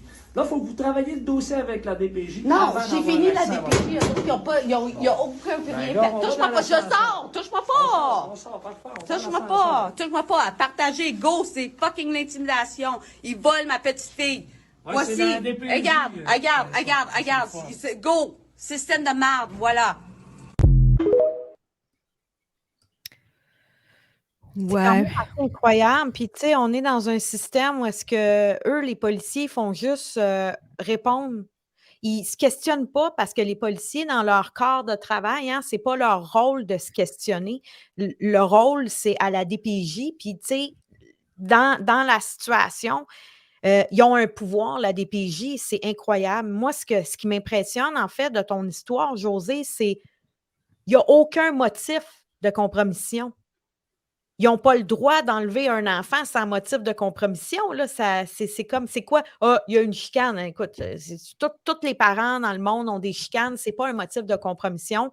Moi, ça me fait... mes oreilles me frisent. Je trouve ça épouvantable. Ah, c'est épouvantable. Puis, tu sais, Josée n'est pas toute seule dans cette situation-là. Il y a beaucoup, beaucoup de grands-mamans qui sont complètement occultées de la situation. Qu'est-ce qu'ils t'ont dit, Josée? Ils t'ont rappelé, tu as été au tribunal. Qu'est-ce qu'ils t'ont dit parce qu'ils t'ont pas accordé la garde de ta petite fille? Parce que Ben, là, oui. Après ça, ils ne voulaient pas pantoute me parler. Après ça, là, c'était comme, non, ils ne me parlaient pas. C'était rendu que Naomi, tu sais, dans tout ça, parce que là, ma petite fille est rendue à 10 mois, là. Fait que dans tout ça, là, ils ont même dit à Naomi qu'il fallait qu'elle déménage d'ici si elle voulait avoir sa petite, là. pourquoi? Pour quelle raison? Parce que là, c'était rendu moi le problème. C'était rendu moi le problème de compromission, là. Fait que- Pourtant, tu as Ouais, deux autres c'était rendu enfants moi avec la toi. méchante, puis là, il fallait absolument que Naomi, si jamais elle voulait avoir sa petite, il forçait ma fille de déménager, là. C'est à Tu sais, cause de dans tes tout ça, là. TikTok, tu penses? Est-ce que tu penses C'est que clair. C'est clair, mais TikTok, comme je t'ai dit, là, ils ont même été, là, parce que ça a été, tu sais, elle a eu son... Elle a été, comme, après, elle a été, voyons, au tribunal, puis après ça a été comme un mois plus tard, puis après 3 mois plus tard, mais la DPJ de Saguenay, là, tellement qu'ils voulaient me faire paraître mal, là, je l'ai ici, un rapport d'évaluation fait par le Centre intégré universitaire les services de la capitale nationale. Fait que la DPJ a fait une plainte, OK, à Charlevoix contre moi, puis je vais vous dire c'est quoi bon, qu'est-ce qu'ils ont dit sur moi, là. Ils ont marqué comme quoi ils ont dit évaluation, situation de compromission. Ils ont dit la direction traite article 38.B2, à savoir qu'une situation de risque sérieux de négligence. Puis ils ont marqué problème d'adaptation sociale chez la mère. Puis là, ils parlent de moi parce qu'ils ont voulu enlever Brooklyn et Skyler de ma vie, là. Parce qu'ils n'ont rien contre moi. Problème d'adaptation sociale de la mère, ça, c'était le signalement de la DPJ pour t'enlever tes 2 enfants que tu as avec ton mari, qui habite dans ta maison, qui travaillait pour la DPJ à l'époque. Oui.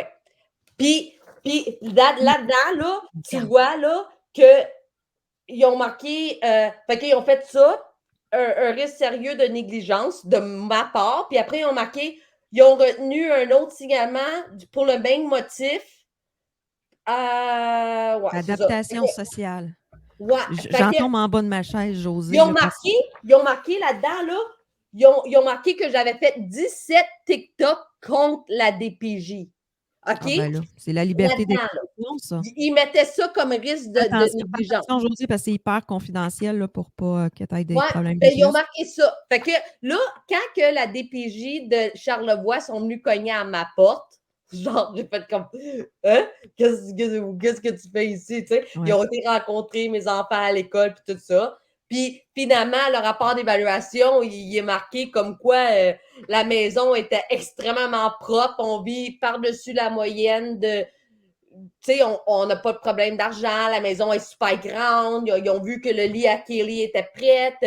Genre, tous les signalements ont été retenus. Ils ont marqué comme quoi mes TikTok, parce que là, quand elle me dit qu'il y avait 17 TikTok, j'ai fait pardon. 17 TikTok sur les 3000 que j'ai fait. Genre, parce que moi, ça faisait 3 ans que j'étais sur TikTok, là.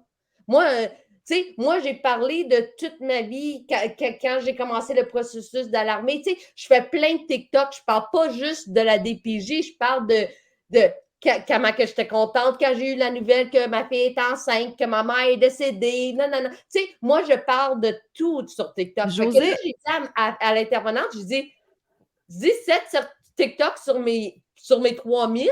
Puis là, j'ai commencé à y montrer. Moi qui cuisine avec Skyler, moi qui fait du cheerleading avec ma fille. Tu sais, puis là, c'était marqué comme quoi la plupart de mes TikTok étaient plutôt positifs.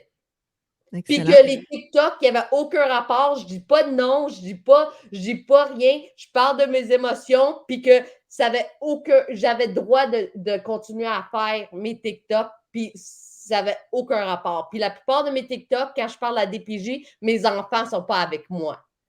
Josée, j'ai une question, tu sais, je ne veux pas nécessairement qu'on développe là-dessus, mais est-ce que tu avais des TikTok sur le fait que tu étais non vacciné et que tu étais pour perdre ton emploi? Oui. Ils savent parce que c'est pour ça, tu sais, mon processus de sortie de l'armée, je l'ai dit. Fait que c'est de même que j'ai gagné ma popularité, c'est en disant que je voulais pas, j'avais des peurs sur le vaccin et tout ça, puis le monde a commencé à me suivre mon processus, puis ça a pris comme 7 mois avant que je sorte de l'armée. Fait que le monde, il savait que j'étais anti-vax, là. Fait que c'est ça qui a fait ta popularité, là, que tu as eu 40 000 abonnés sur TikTok, c'est parce que tu étais une militaire non vaccinée qui a perdu son emploi. Exactement. Fait que là, la DPJ n'aimait pas ça, oui. J'ai juste une question. Tu parlais là, que la DPJ a fait une plainte à la DPJ de Capitale-Nationale. Ouais. Pourquoi Capitale-Nationale? C'est quoi le lien? Pourquoi pas un autre DPJ? Ben, c'est simple parce que puis le pire là, dans tout ça, c'est que le nom de mon mari ne paraît nulle part dans les papiers. Comme OK? s'il n'existait pas, puis c'est le père des enfants, puis qui habite avec toi. cette C'est parce que évaluation-là de Capital National a, dans le fond, prouvé comme quoi que tout était correct. Alors pourquoi, dans le fond, si je comprends bien ton histoire, c'est vraiment avec les intervenants de ta région à toi qui sont problématiques. C'est là qu'il y a un conflit d'intérêts, où il y a quelque chose, où il y a un target, ou une effectivement. vengeance, ou je ne sais pas, je ne comprends pas, en fait. C'est du profilage total. Puis le pire dans tout ça, là, c'est que c'est du profilage envers moi. Moi, ma fille, là, imaginez, une petite fille qui a 21 ans, qui vient juste d'accoucher, qui voulait avoir un petit bébé, qui prenait soin, à 2 jours, se faire enlever son bébé pour aucune raison. Non, Elle n'a même pas eu la chance d'être maman. À toutes les fois, là, parce que ma fille, présentement, elle voit sa petite 3 fois par semaine, 1 heure, supervisée. Mais 3 fois par semaine? 3 fois par 3 fois semaine, par 1 OK. heure, supervisée. Fait que, à toutes les fois, là, qu'elle a des belles photos ou quelque chose, là, tu sais, je vois l'amour. Je vois à quel point qu'il y a de l'amour. Elle n'a jamais eu temps d'être maman. Elle n'a jamais eu temps de l'endormir, de la réveiller, de C'est prendre son cruel. premier bain, de faire toutes ces belles affaires-là. La DPJ l'a fait par vengeance parce qu'il ne m'aime pas. C'est cruel.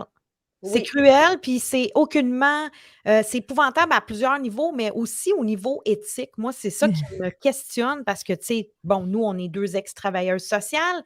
On avait un ordre professionnel derrière nous. Puis, mais les intervenantes de la DPJ, on l'a dit, ils ont un pouvoir que les autres intervenantes dans d'autres milieux n'ont pas. Et c'est quoi la justice à travers ça, là? Dans une situation comme celle-là, où est-ce que finalement on retire, puis c'est d'une cruauté autant pour l'enfant que pour la mère, là. De Totalement. faire retirer un enfant comme ça à même pas 2 jours, c'est épouvantable, sans aucun motif de compromission. Puis là, qu'est-ce qui arrive, là, après 10 mois, là, c'est comme j'ai dit à Rachel, là, le motif, là, c'est plus conflit de couple. Là, ça a changé, puis là, ça a changé. Puis là, un moment donné, c'était parce que ma fille, elle avait un trouble de personnalité limite.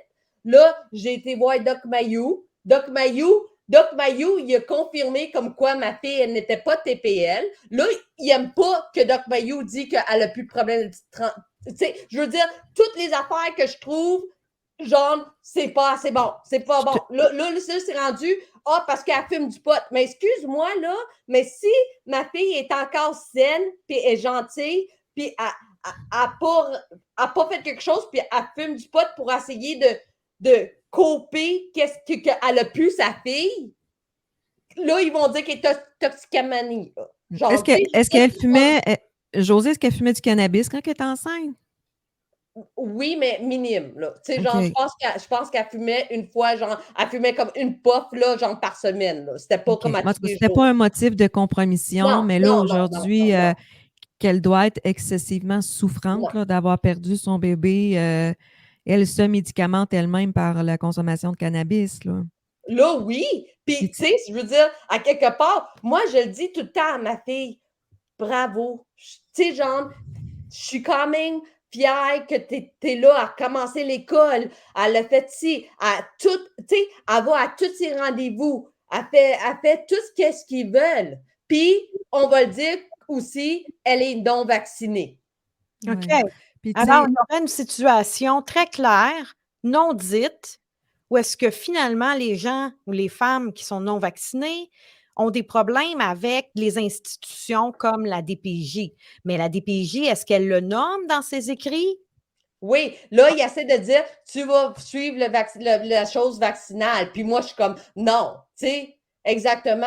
Ben, eux autres, ils essaient de dire qu'on est comme négligente parce qu'on n'a pas vacciné nos enfants. Tu comprends-tu? là, C'est tu vois que Patty et moi, on est bouche bée, là, moi parce que, que tu j'en sais, reviens pas. Ça me fâche, puis je suis pas mal certaine même que les auditeurs à la maison sont extrêmement, outrés, fâchés, choqués, bouche bée, ça a aucun bon sens. mais Puis Moi, Patty, j'ai vu 2 situations distinctes, un homme et une femme qui se sont fait enlever la garde de leur enfant. C'était pas par la DPJ, c'était par la Cour supérieure à la demande de l'ancien conjoint parce que il était contre la vaccination. Donc, 2 cas où la Cour supérieure a déclaré et enlevé les droits d'un parent parce que le parent était contre la vaccination de son enfant.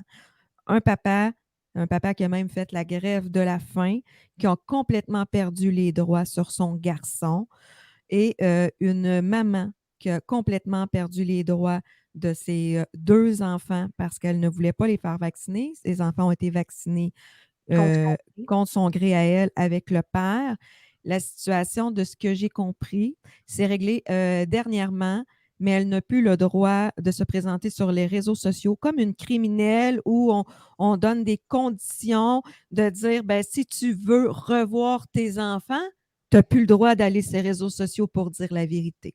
Ah, ben moi, ils m'ont le dit, hein. Moi, ils m'ont envoyé une mise en demeure pour La arrêter de DPJ? faire les réseaux. Ils m'ont envoyé une mise en demeure pour me dire que j'avais plus le droit d'être sur les réseaux.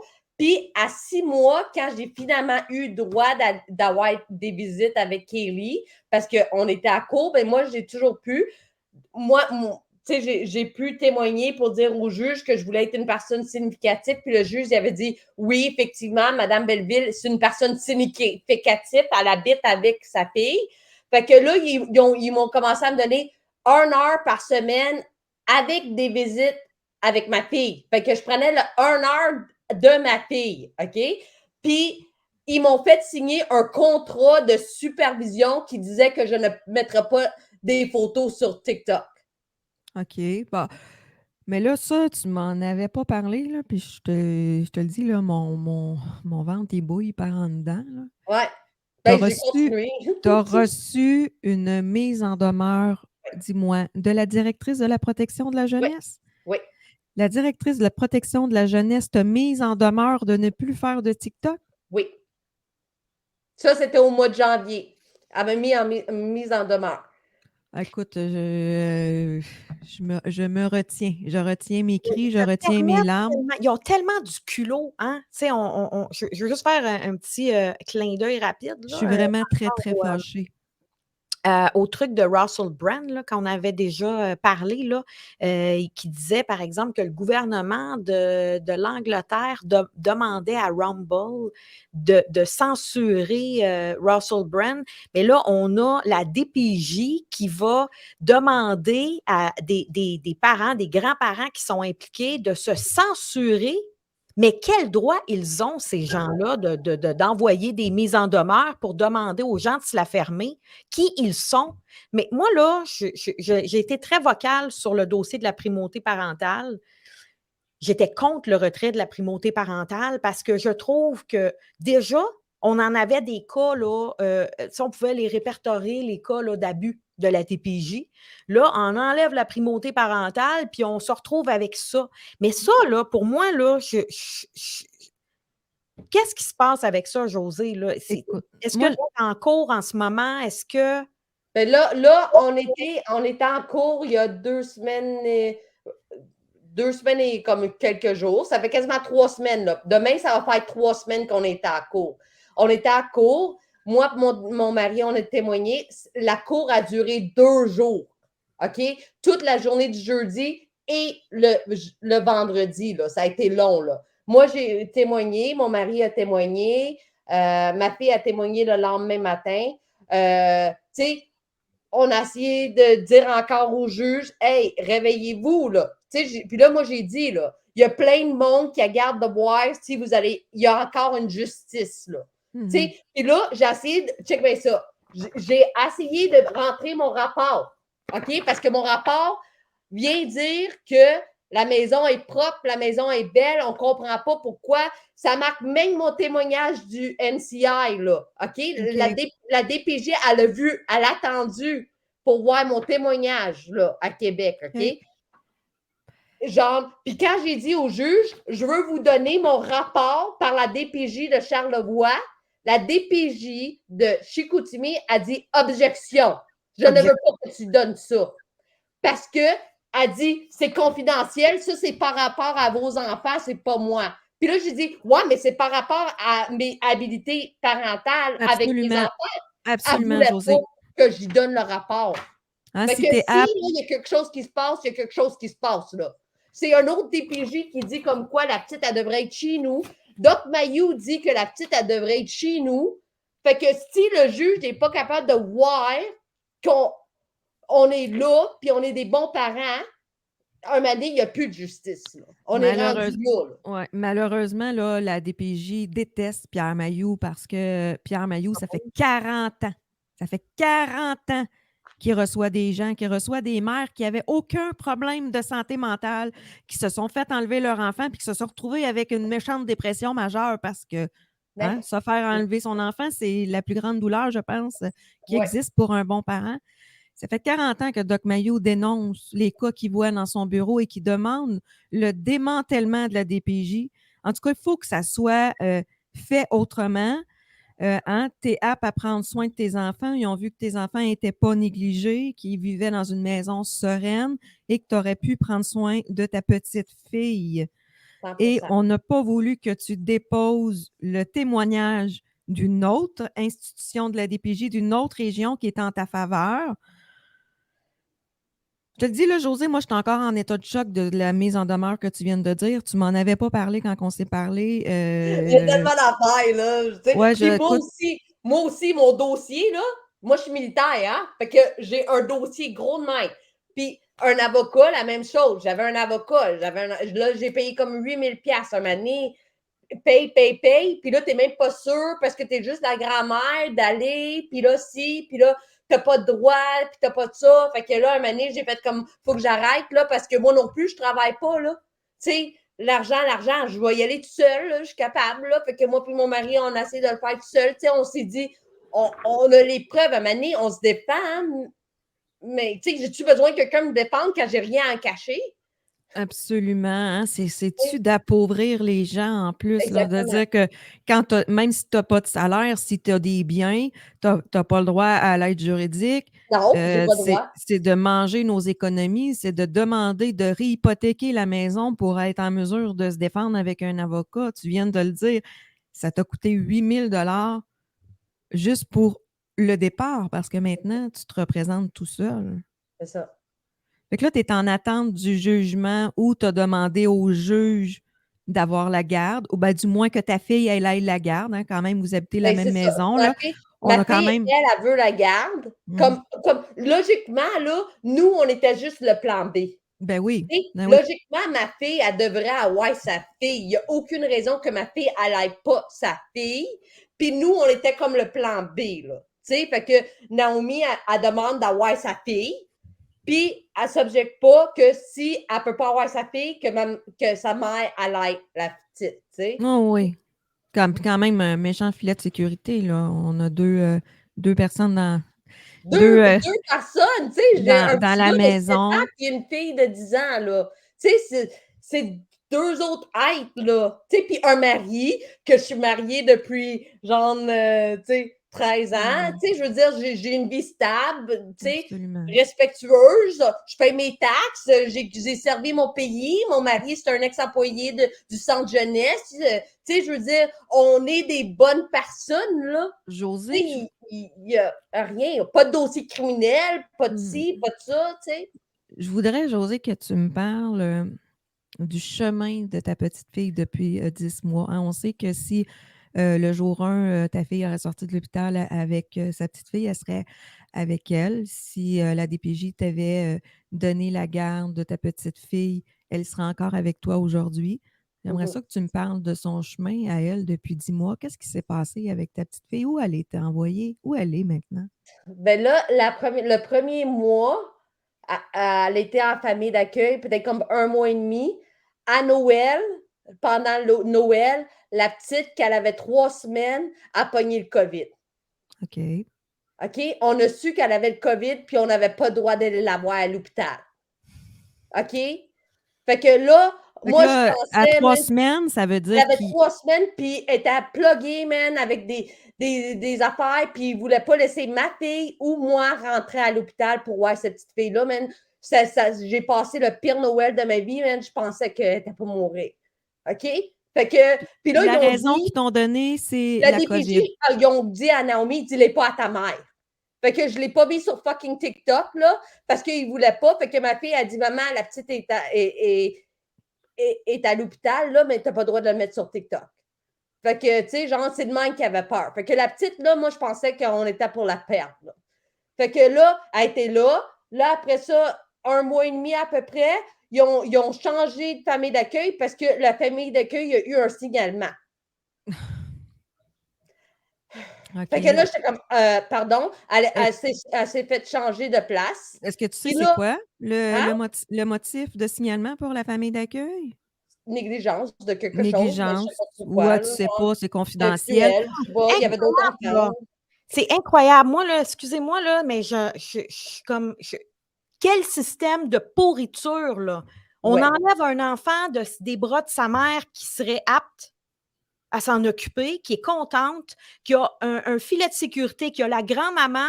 On s'en va porter l'enfant dans une famille d'accueil, puis il y a de la négligence. C'est comme, j'en reviens pas, là. J'en reviens pas. Comme, pourquoi vous ne mettez pas l'enfant dans la famille? C'est quoi la problématique, Oui, là? parce que c'est juste des suppositions, hein? C'est juste des risques de négligence. Oui, Donc exactement. là, ta petite fille est rendue un petit peu plus qu'un mois. Elle est rendue dans sa 2e famille d'accueil. On Comment s'en ça se va dans passe? le 2e placement, puis elle dure peut-être un autre 3 semaines. Puis là, elle s'en va, là, une autre famille d'accueil. Fait Est-ce que là, que à 3 mois, elle a fait une 3e placement.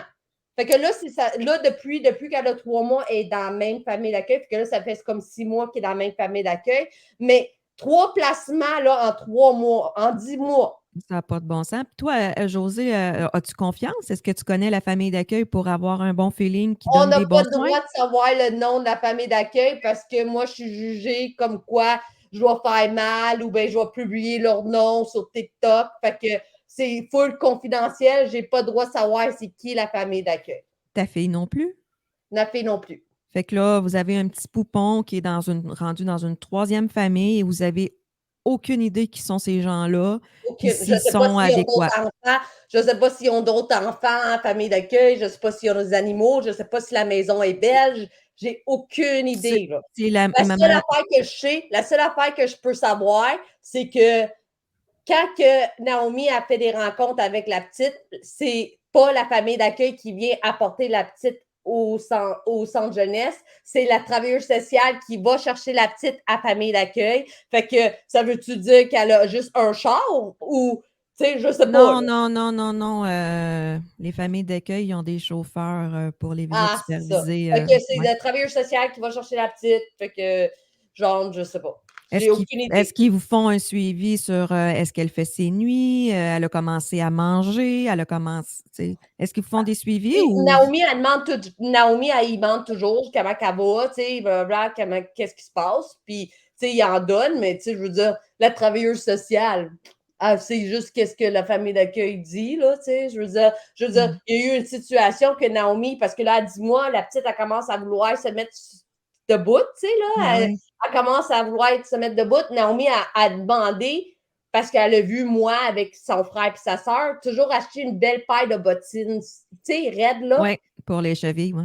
Ben, là, la DPJ a fait comme non. Naomi a dit j'aimerais ça que la famille d'accueil achète une paire de souliers. Moi, tu sais, elle a vu maman le faire et elle veut la même affaire pour sa petite. Puis, tu sais, ils ont fait comme non, c'est pas nécessaire. Puis, ils ont donné un document pour dire comme quoi les pédiatres, c'était pas important d'avoir un paire de souliers, mais c'est parce que Naomi, elle veut. Tu sais, c'est comme elle, la mère. Si elle veut une paire de chaussures, elle a encore son autorité parentale. Ça y a pas été, son autorité parentale n'a pas été enlevée, Josée. Non, ils n'ont pas été enlevés, mais je veux dire, tu sais, eux autres, ils pensent déjà. Parentale, guys. À 21 ans, ça, c'est rien, là, tu sais, je veux dire, je sais pas qu'est-ce qu'ils pensent, là. Oui. Je sais pas. Patty a dit qu'il n'y a plus d'autorité parentale, mais c'est comme. La primauté parentale a été retirée. C'est le gouvernement qui a primauté sur l'enfant. Toujours selon le bien-être de l'enfant, hein, au meilleur intérêt de l'enfant. Quand je vous disais tout à l'heure, questionner, c'est quoi le meilleur intérêt de l'enfant? Parce que C'est certainement pas de faire 3 familles d'accueil quand tu as 10 mois. Ça, c'est clair, c'est clair. Alors, on peut voir que oui, il y a également plusieurs failles dans ton récit, Josée. Plus que tu en parles, plus que je suis comme Ah, voyons, non, ça se peut pas. J'espère, là, à la maison, vous allez partager, OK, cette vidéo. Vous allez partager ça le plus que possible. Il faut que ça sache partout. Je sais que tu as quand même plusieurs. Excusez, mon chat miaule à côté. Je sais que tu as combien d'abonnés sur TikTok, Josée? Mais là, j'avais 40 000 sur mon premier compte, puis là, je suis rendue à comme 4 000 parce que ça fait 5 TikTok qui me bannit. Fait que je n'en rouvre un autre, il me bannit, il me bannit, il me bannit, il me bannit. Tout le temps. Patty, elle connaît ça, elle aussi. Puis Elle a aussi, fait- sur TikTok, puis fruit. Puis Puis aussi, là, généralement, je veux dénoncer aussi quelque chose, c'est que moi, là, j'ai tellement téléphoné du monde pour m'aider. J'ai téléphoné la maire, j'ai téléphoné les députés, j'ai téléphoné des affaires médiatiques, j'ai téléphoné tout.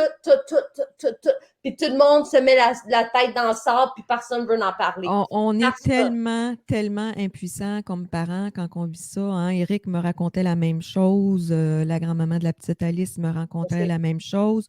Un parent, un bon parent qui veut s'impliquer auprès de son enfant est tellement désemparé qu'il va appeler partout. Y a-t-il quelqu'un qui va m'entendre? Je suis un bon parent et mon enfant est mieux avec moi que d'aller se faire barouetter d'une famille à une autre. C'est quoi le lien d'attachement qu'elle va créer, cette petite fille-là, Patty? C'est incroyable. Puis on sait maintenant que les liens d'attachement, hein, c'est primordial, c'est crucial. C'est aussi précurseur. Généralement, un mauvais attachement est précurseur d'un trouble de santé mentale, de difficultés dans la vie. C'est très, très crucial les premières années de vie d'un enfant et tous les professionnels de la santé, incluant les intervenants de la DPJ, le savent ça. Alors, qu'est-ce qu'ils disent dans les cours? Qu'est-ce qu'ils disent qu'ils essayent d'éviter le plus que possible des enlèvements? Bien, ce qu'on entend, c'est que oui, il y en a des bons intervenants à la DPJ, mais il y en a des maudites pommes pourrites. Puis ces pommes pourrites-là, ils ont peut-être un peu trop de pouvoir considérant là, tout ce qui s'est passé, hein, le retrait de la primauté parentale, tous les témoignages. Le témoignage de Josée peut justement souligner là, ces failles-là et le trop de pouvoir que ces intervenantes-là ont. Puis ça m'inquiète tellement, Patty, parce qu'à chaque fois que l'État, en tout cas à ma connaissance, là, à chaque fois que l'État a pris possession des enfants, je pense aux enfants autochtones, je pense aux orphelinats de Duplessis, ça a mal fini à chaque fois. Pensez-vous que ça va aller mieux cette fois-ci? On le voit, là. La petite fille, à Josée, elle a fait 3 familles d'accueil. La mienne aussi, alors qu'on avait des grands-mamans bienveillantes, aimantes, qui auraient pu donner cet amour maternante-là au petit poupon. J'avais rien d'autre à faire! Moi non plus, Josée. Travaillez pas! Tu sais, moi non plus. C'était le moment parfait, là! Absolument. Absolument. La même chose, moi aussi, là, j'étais sans emploi là, quand j'ai vécu exactement la même chose que toi. Là. Fait que ça arrive dans plusieurs situations. Est-ce que tu aurais un mot à dire aux auditeurs puis aux décideurs en haut en lien avec la DPJ? Mais moi, je dirais, là, tout le monde, faut arrêter de juger puis penser que si la DPJ fait partie de ta vie, tu dois être genre la pire rapace du monde. Tu sais, parce que le monde, ils ont beaucoup de jugements. Quand j'ai fait mon TikTok, là, puis j'ai demandé de l'aide, là, puis j'étais en panique, là. Pareil, Josée, avec raison. Exactement. Avec raison. Les commentaires du monde. Ah, regarde, moi non plus, je te laisserai pas mon enfant, moi non plus. Tu sais, je veux dire, le DPG n'est pas dans ta vie pour rien, t'as l'air d'une folle. Tu sais, je veux dire, je les ai toutes vues, même. J'étais comme, aïe, aïe, comment qu'une personne en détresse agit. Moi, j'aurais pas voulu voir quelqu'un, OK, bye. Non, Josée, je te... avec mon enfant, tu sais, je veux dire, c'est comme, moi, je trouve ça. Josée, TikTok, je veux juste vous dire, c'est vraiment la pire application pour tout ce qui est intimidation. Je sais. C'est le 3/4 des gens, j'ai l'impression des fois que c'est même pas des vrais humains en arrière de Des ça, robots. qu'il y a de la haine. Puis ça peut être, encore une fois, là, dès que tu te poses contre le narratif, dès que tu n'es pas vacciné, dès que tu dénonces, tu reçois de la haine. Donc, TikTok, c'est pas représentatif, mais c'est vrai, c'est bien de le nommer. Hein? On a fait notre premier épisode sur l'intimidation. Tu sais, puis comme tu dis, c'est pas toutes les personnes qui ont des démêlés avec la justice, avec la DPJ, qui sont nécessairement des mauvais parents, des mauvais grands-parents, qui Absolument. ont des problématiques. La preuve, José, tu sais, il n'y a aucun motif de compromission. C'est ça, Exact. exactement. Puis, tu sais, j'espère qu'en dans ça aussi, je me dis, tu sais, on le sait, tu sais, quand on travaille, on sait qu'il y a des clics. Puis, tu sais, souvent, là, je ne sais pas si Saguenay, il y a plus une clique parce qu'on est retiré du Québec, là, mais tout le monde le dit, la clique du Saguenay. Tu sais, on sait que les avocats, puis l'avocat de la DPJ, puis tout, ils font leur party de Noël ensemble. Tu sais, genre, c'est tous des amis. Tu sais, je veux dire, on sait comment ça fonctionne. Tu sais, militaire, on fait tout le même métier, on s'aime tous, on est tous des frères et sœurs, OK? Fait que, tu sais, les juges, c'est comme un peu la même affaire. Là, tu as le juge qui est la femme de la DPJ, qui est la ci, qui est la ça. Un moment donné, la justice est supposée être basée sur des faits. Oui, absolument. Il y a des gros conflits d'intérêts, puis des fois, on a l'impression d'être dans une grande pièce de théâtre. Mais dis-moi, José, là, ta mise en demeure, puisque moi, je t'ai recroisé sur TikTok, tu les as pas écoutés? Tu as décidé de continuer sur TikTok de dénoncer? Ben, tu sais, moi, je continue à faire ma vie parce que, puis c'est ça, j'ai la preuve qui dit que je fais rien compromettant envers eux. Je parle de ma vie. J'ai le droit de faire ce que je veux.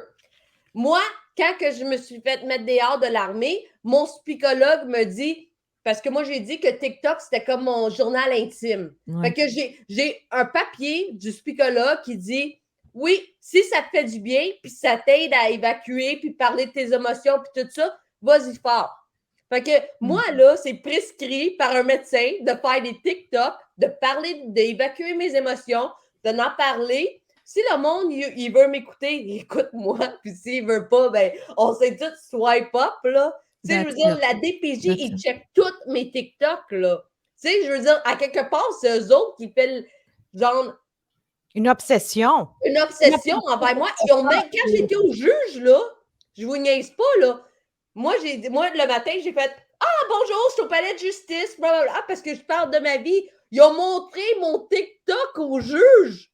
Ah ouais, ça les dérange énormément. Puis moi, José, là, je t'encourage à continuer. Puis je dirais qu'à tous les bons parents qui est pris avec la DPJ, là, que ce soit TikTok, X, Facebook, dénoncer, on verra la conclusion de Patty tantôt, mais vous êtes tellement nombreux, puis je dis vous êtes, mais je m'inclus là-dedans parce que j'ai la même réalité que toi, José.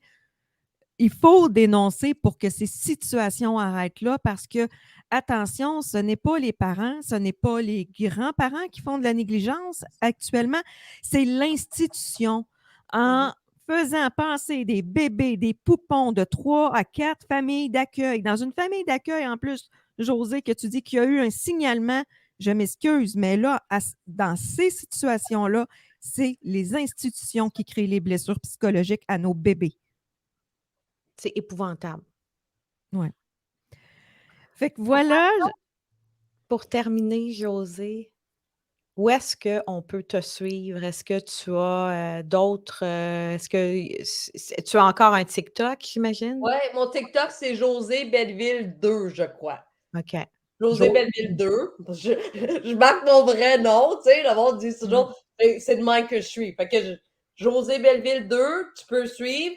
Par contre, il est beaucoup plus anglophone que francophone, mais tu sais, j'en avais un en français, mais je l'ai fait bannir. Fait que j'ai pas continué, mais José Belleville, puis j'ai un Facebook, mais c'est rare que je suis là-dessus. C'est ça, José Belleville, puis j'ai aussi un hashtag Save Baby Kaylee qu'on voit ici. J'ai rouvert, tu sais, un GoFundMe, un ci, un ça. Fait que si vous tapez Josée Belleville, là, Si vous allez les gens, voir qu'est-ce que j'ai fait. si les gens veulent voir ton témoignage très émouvant à la commission d'enquête nationale citoyenne, j'ai peut-être Ouais, changé c'est les mots, ça. ils peuvent le taper là, sur Google, là, Josée Ouais, Josée Belleville, Belleville, commission commission NCI, d'enquête. puis tu vas le voir, là. Tu sais. Parfait. Hey, merci, Josée, de Ben, ton merci beaucoup témoignage. de m'avoir. Ah ben, ça nous fait plaisir de t'avoir reçu, puis continue à dénoncer, mise en demeure ou pas, continue à dénoncer. Merci. Puis si jamais il y a un avocat qui me veut, là, genre, viens me voir, man, j'ai besoin de toi. Ouais, on a-tu des avocats pro bono parce qu'il y a plusieurs parents et grands-parents qui en ont besoin? Matière à recours collectif. Moi, je lance Ouais, l'idée. c'est Hein. ça. Moi, je lance des idées de même, des fleurs, je vous envoie ça. Recours collectif, hey, les parents, rassemblez-vous ensemble, reprenez votre droit, OK? Les institutions du Québec, on est supposé de leur faire confiance. On n'est pas supposé de se faire abuser par les institutions et encore moins par la DPJ. Absolument. Merci beaucoup, Josée. On va te Merci. souhaiter un bon courage pour la suite. On va inviter les gens à suivre Josée sur TikTok à Josée Belleville 2. Il y a également hashtag #SaveBabyKylie que vous voyez présentement à l'écran. Alors, merci, puis Merci bon courage infiniment. pour la suite. Bye. Merci. Merci. Bye-bye.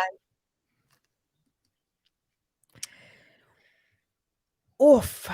Ouais, écoute, comme quoi il faut connaître qu'est-ce que nos invités disent avant une entrevue parce que je ne m'attendais pas à l'histoire de la mise en demeure et ça m'a vraiment shaké à l'intérieur de moi de voir que la DPJ a osé envoyer une mise en demeure à Josée pour qu'elle arrête des TikTok. C'est quand même grave, là. Elle dévoile la Vous, vérité. à la maison, là, ça ne vous choque pas, là? Je ne sais pas qu'est-ce qui peut vous choquer. On se créerait dans le temps du clergé. Non, mais carrément, c'est comme le retour du balancier, mais à l'envers. On revient dans le temps là, où est-ce qu'on disait « Oh mon Dieu, c'est épouvantable, qu'est-ce qui s'est passé avec les enfants du Plessis? » Mais là, c'est quoi qui se passe en ce moment? Là? Je veux dire, hello, wake up, people. Là, il y a plein d'injustices, puis c'est pas des petites injustices, on parle d'enfants, là.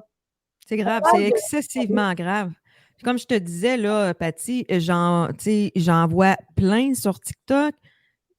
C'est pas vrai que c'est tous des mauvais parents. Là. Les TikTok que je vois, c'est pas des gens délirants. C'est sûr que je ne connais pas chacun leur histoire, puis on a toujours deux côtés à une médaille. Mais il y a trop de similitudes dans plusieurs histoires pour que je me dise que c'est inexact. D'autant plus que, comme moi, je le vis comme grand-maman là, actuellement. T'sais. Donc, c'est pas vrai que c'est tous des mauvais parents ou des mauvais grands-parents. Là. Je pense qu'on doit vraiment se questionner. Puis quand la DPJ est rendue qu'elle envoie des mises en demeure pour que tu fermes ta gueule. Ouais, ça, c'est comme c'est assez ordinaire. Parlant de TikTok, si tu veux, je vais présenter la vidéo là, Oui. d'une maman, là, justement, là, qui, elle, s'est faite retirer. Vous allez voir, vous allez regarder. Déjà, juste l'apparence de la personne en dit long, hein, la manière que la personne se présente, la manière qu'elle s'exprime. Cette personne, pour moi, de première vue, là, n'a pas l'air, comme tu dis, délirante, n'a pas l'air tu sais. Et Bon, j'ai vu plusieurs là, TikTok de Anne-Marie et cette fois-ci, elle est fâchée, là. Elle est fâchée, là. J'ai vu beaucoup de ces TikTok où elle est calme, puis c'est vrai que là, elle va utiliser un mot qu'habituellement, elle n'utilise pas, mais vous allez voir que pour quelqu'un de fâché, elle est quand même beaucoup plus posée que moi, je l'aurais été dans sa situation. Regardez l'aberration qu'elle a vécue. Nouvelle vidéo, nouvelle histoire. Je devais aller voir mon fils ce matin. Je dois confirmer l'heure que j'ai avec mon enfant la veille, avant midi. Depuis 5 mois, on m'oblige à avoir mes enfants supervisés 1 heure par semaine et je dois confirmer la veille avant midi. Et là, tout à coup, hier, j'envoie un courriel à 12h04 et là, aujourd'hui, la grosse vache, je m'excuse, je manque un peu de lumière en ce moment, là. Elle m'attend, puis elle me dit « Ah non, tu verras pas ton enfant. mon fils il est là, avec son père, comme. Non, c'est 24 heures d'avance maintenant, ou avant, ou en tout cas, ça a l'air que c'était 24 heures d'avance. Quoi? C'était la veille. J'ai des courriels que c'était marqué de la veille. Tu me niaises-tu? Puis j'ai juste fait comme, OK, garde. Tu sais quoi? J'ai déjà lâché prise sur le fait que toute opportunité que tu vas avoir pour essayer de m'écœurer puis de me faire chier, tu vas l'utiliser. J'ai lâché prise là-dessus, je le sais. Mais là, pour vrai, devant les yeux de mon enfant, tu l'empêches de voir sa mère. La seule fucking heure qu'il y a de possible de voir sa mère. Dans la semaine. J'ai dit là, moi, je suis une grande fille, là. Mais mon enfant, là, tu réalises-tu comme... J'ai dit, en tout cas, j'espère que t'es une mère parfaite. J'espère que t'es une mère parfaite, puis que tu te couches le soir, puis que t'es fière de toi. C'est n'importe quoi. Là, j'y ai comme dit... Ah, puis je l'ai traité de grosse vache, mais tu sais... Elle écrira ça dans son rapport. La première fois en 2 ans et demi que je dis à quelqu'un que c'est une grosse vache à la DPJ. Ben là... Ah, puis elle me dit, mais t'as pas d'introspection, puis tout ça dans ces rapports. J'ai dit, j'ai tellement d'introspection, là, que ça fait depuis j'ai 10-12 ans que j'ai des journaux intimes. J'ai étudié en relation d'aide au Centre de relations d'aide de Montréal. J'ai étudié en PNL, en hypnose. Fait que j'ai dit, j'ai tellement d'introspection, là, que je vais y aller maintenant que j'ai dit ce que j'avais à dire. Puis si t'as quelque chose à rajouter ou à me dire, ben tu m'écriras. Bonne journée. Elle a été bonne, Anne-Marie, parce que moi, j'aurais sauté les plombs plus que ça. Je suis une personne calme, là, mais de faire ça, que la mère se déplace, que l'enfant se déplace. Que l'enfant voit sa mère, mais qu'il ne peut pas réellement la voir. Donc, c'est inhumain. C'est de la mauvaise foi, là. C'est de la mauvaise foi, là. Là, moi, je ne comprends pas qu'ils continuent d'avoir un emploi. J'ai aucun respect pour ces intervenantes-là. Peu importe ce que vous faites dans la vie, OK, si vous agissez de mauvaise foi comme ça, puis que vous n'êtes pas capable d'utiliser votre jugement, surtout avec le pouvoir que vous avez, vous ne méritez pas ce pouvoir-là. Vous méritez littéralement qu'on vous traîne en cours, parce qu'il y en a des intervenants de la DPJ qui se font traîner en cours. Oh oui! C'est pas facile. Puis il y en a là, qui ont des problèmes avec l'ordre professionnel. Fait que là, moi, ce que je vous conseille à tous les parents qui ont des problématiques avec des intervenants de la DPJ, appelez l'ordre professionnel. Ces gens-là, ils ont un ordre en arrière qui sont censés justement vérifier si les rapports sont écrits correctement, s'il n'y a pas des ajouts, s'il n'y a pas des conflits d'intérêts, d'autres intérêts là-dedans qui jouent contre la relation entre l'intervenant et le parent. Donc, vous avez quand même des ressources par rapport à ça. Moi, je vous invite fortement à porter plainte directement à l'ordre. Mais il faut avoir un motif pour porter plainte. Oui, on verra. Là. Pas que vous pouvez porter plainte. Il faut vraiment qu'il y ait un motif de l'intervenante en question, un problème au niveau de l'éthique. Il y a des procédures qu'elle fait qui sont un peu sketchy, qui sont louches. Là, oui, vous avez la possibilité. Mais faites-le parce que, très sincèrement, ces gens-là doivent arrêter, doivent être remplacés là, par des intervenants qui sont qualifiés et qui ont un jugement. Là. C'est très, très difficile, Patty. Éric, si on a la chance de faire le complément de cet épisode-ci avec Éric, pourra nous en parler, là. Mais, tu sais, Josée l'a dit, là, elle a appelé le maire, elle a appelé les députés. C'est excessivement difficile. Éric aussi là, a tiré de toutes les bords pour se faire entendre, puis pour porter plainte. Puis, il n'y a pas de retour. Là. Il n'y en a pas de retour. Là. C'est très difficile pour les gens qui veulent porter plainte. Il y a le commissaire aux plaintes des usagers. Souvent, ils n'ont même pas de retour, les gens. Et de plus en plus, des intervenants de la DPJ vont écrire ARH, hein, agent de relations humaines. Il y en a peut-être qui font partie. C'est la nouvelle façon là, de contourner l'ordre professionnel. Voilà. Avant, c'était comme ça. quand on pouvait être embauché, mettons, comme intervenante, on avait un rôle de travailleuse sociale, mais on était ARH, agente de relations Mhm. humaines. Fait qu'on ne payait pas l'ordre. Mais là, C'est ça. dans le réseau, ils ont comme coupé ça. Ceux qui étaient anciennement ARH, eux autres, ils ont un droit là, ancien, là, mais les nouveaux, là, c'est impossible. On ne peut plus rentrer. Par contre, Il y en a encore, Patty. Là. Moi, en 2021, il y en avait encore et j'ai lu dernièrement des rapports de la DPJ où c'est vraiment écrit ARH. Là. Il y en a c'est vraiment encore. questionnable, là, parce que là, on donne du pouvoir à quelqu'un qui ne fait pas partie d'un ordre professionnel. Moi, je ne suis pas d'accord nécessairement avec les ordres professionnels. On pourrait en faire un épisode complet. Je trouve que là encore, c'est très sketchy, hein, il y a des affaires louches, mais l'ordre professionnel, c'est quand même la police de la profession. Là, on Absolument. donne du pouvoir à des intervenantes qui ne font pas partie d'une profession, c'est-à-dire qu'elles n'ont pas un ordre professionnel, une police en arrière pour vérifier l'éthique de leur travail, la déontologie et tout. Ça, c'est extrêmement grave. Il y en a de plus en plus qui ne sont même pas bachelières, là, qui sont des techniciennes en travail social, des techniciennes en éducation spécialisée. Pourtant, il y a beaucoup d'actes réservés là, à la DPJ qui doivent être vraiment signés par une travailleuse sociale, mais c'est une façon de se protéger, j'ai l'impression. C'est incroyable. Hey, pour terminer, Ouais. le mot de la fin, parce qu'il nous reste 15 minutes hein, avant qu'on a quand même fait un bon épisode, hein, puis on aurait clairement dépassé si on avait eu Éric. Mais sachez que si l'entrevue se passe bien tel que convenu avec Éric, on va vous le présenter comme complément. Alors, ça va être un rajout supplémentaire. Si vous aimez ce sujet-là, hein, la DPJ, faites-nous-le savoir. Si vous voulez qu'on creuse davantage, faites-nous-le savoir également. Pour terminer, je pense qu'on peut clairement dire qu'il y a des questions à avoir, il y a des questionnements à avoir. Est-ce que ça serait important de mettre sur pied quelque chose pour nous protéger contre les institutions qui abusent?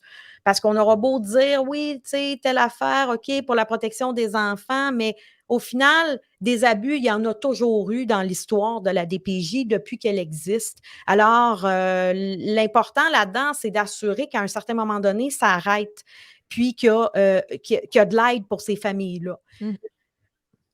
Écoute, Patty, il y a plusieurs individus, là, j'en ai parlé tantôt. On a le docteur Pierre Mailloux qui dénonce depuis 40 ans.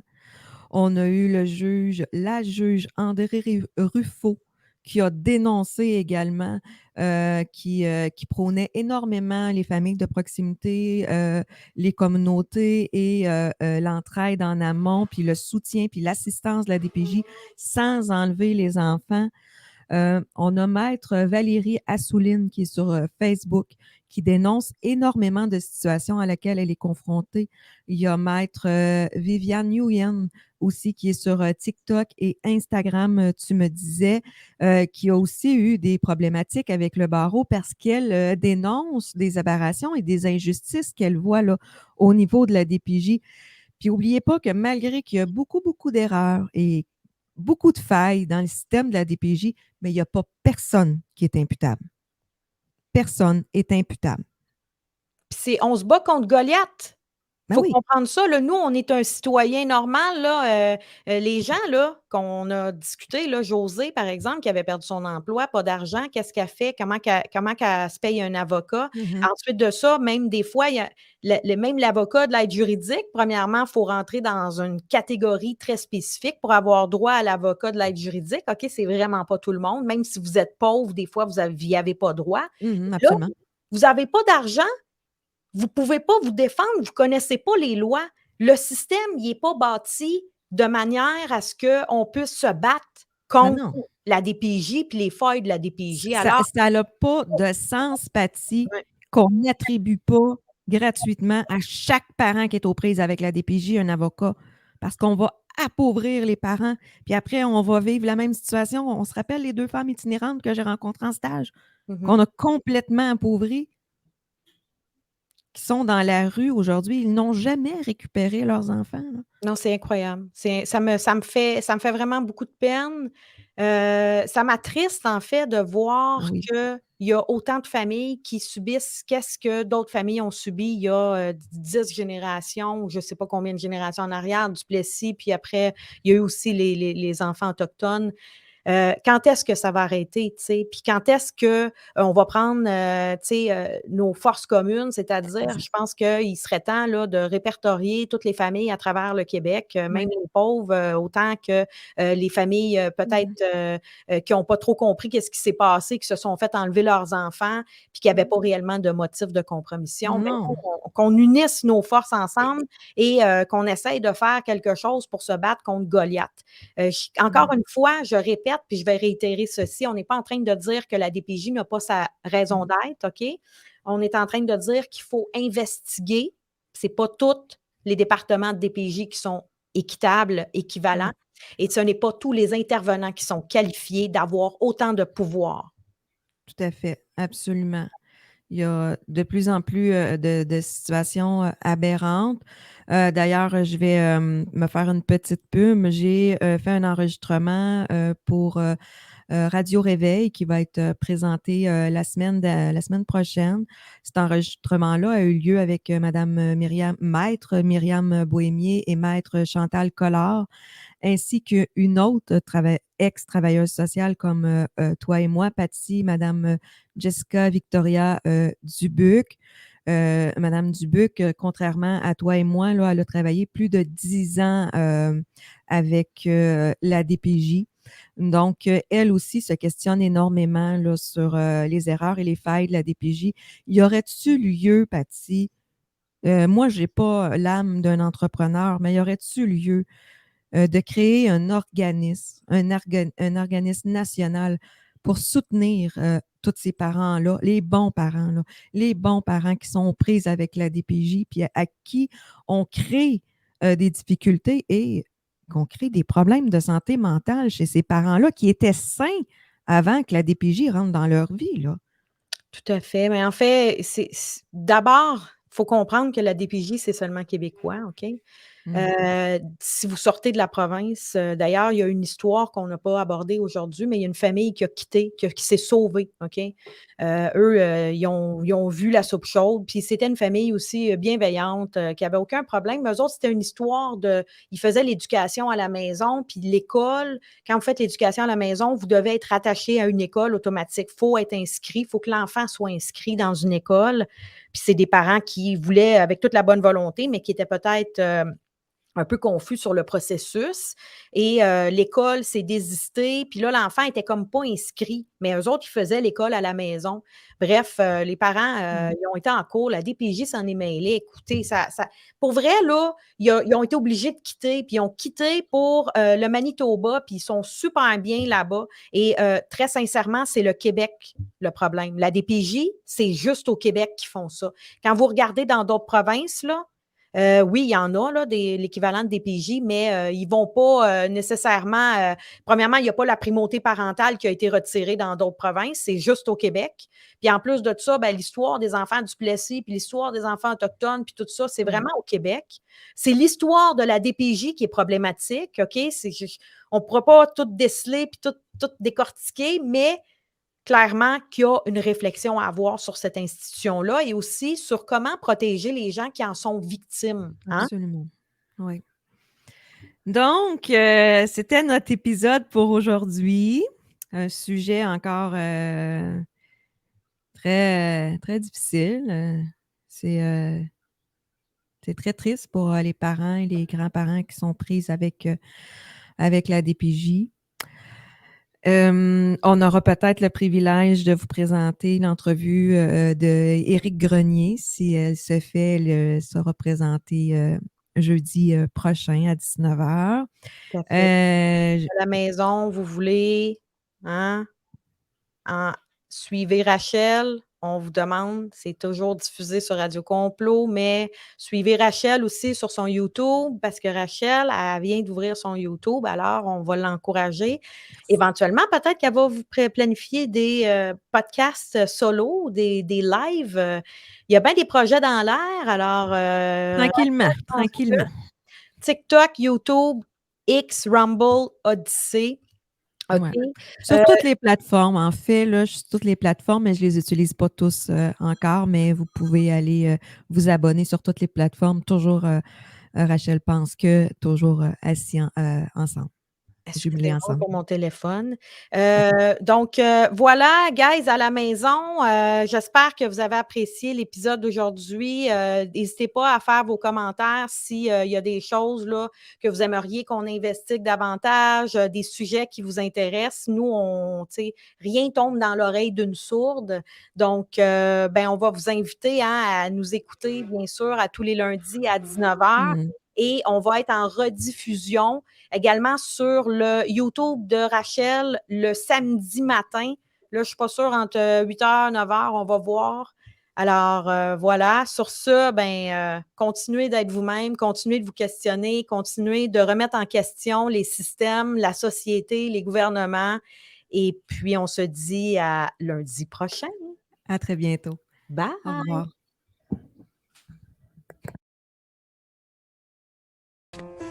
Que faut-il pour que le peuple québécois se réveille? Vous êtes capable de mettre une ville sans dessus-dessous si le Canadien de Montréal ne gagne pas une Coupe Stanley?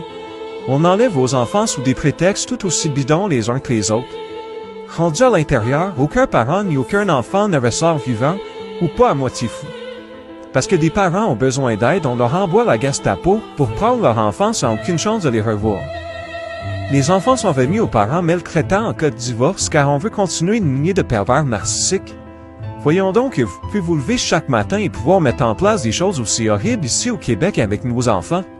Le jour où ce seront vos enfants, peut-être enfin que cela vous permettra d'ouvrir les yeux.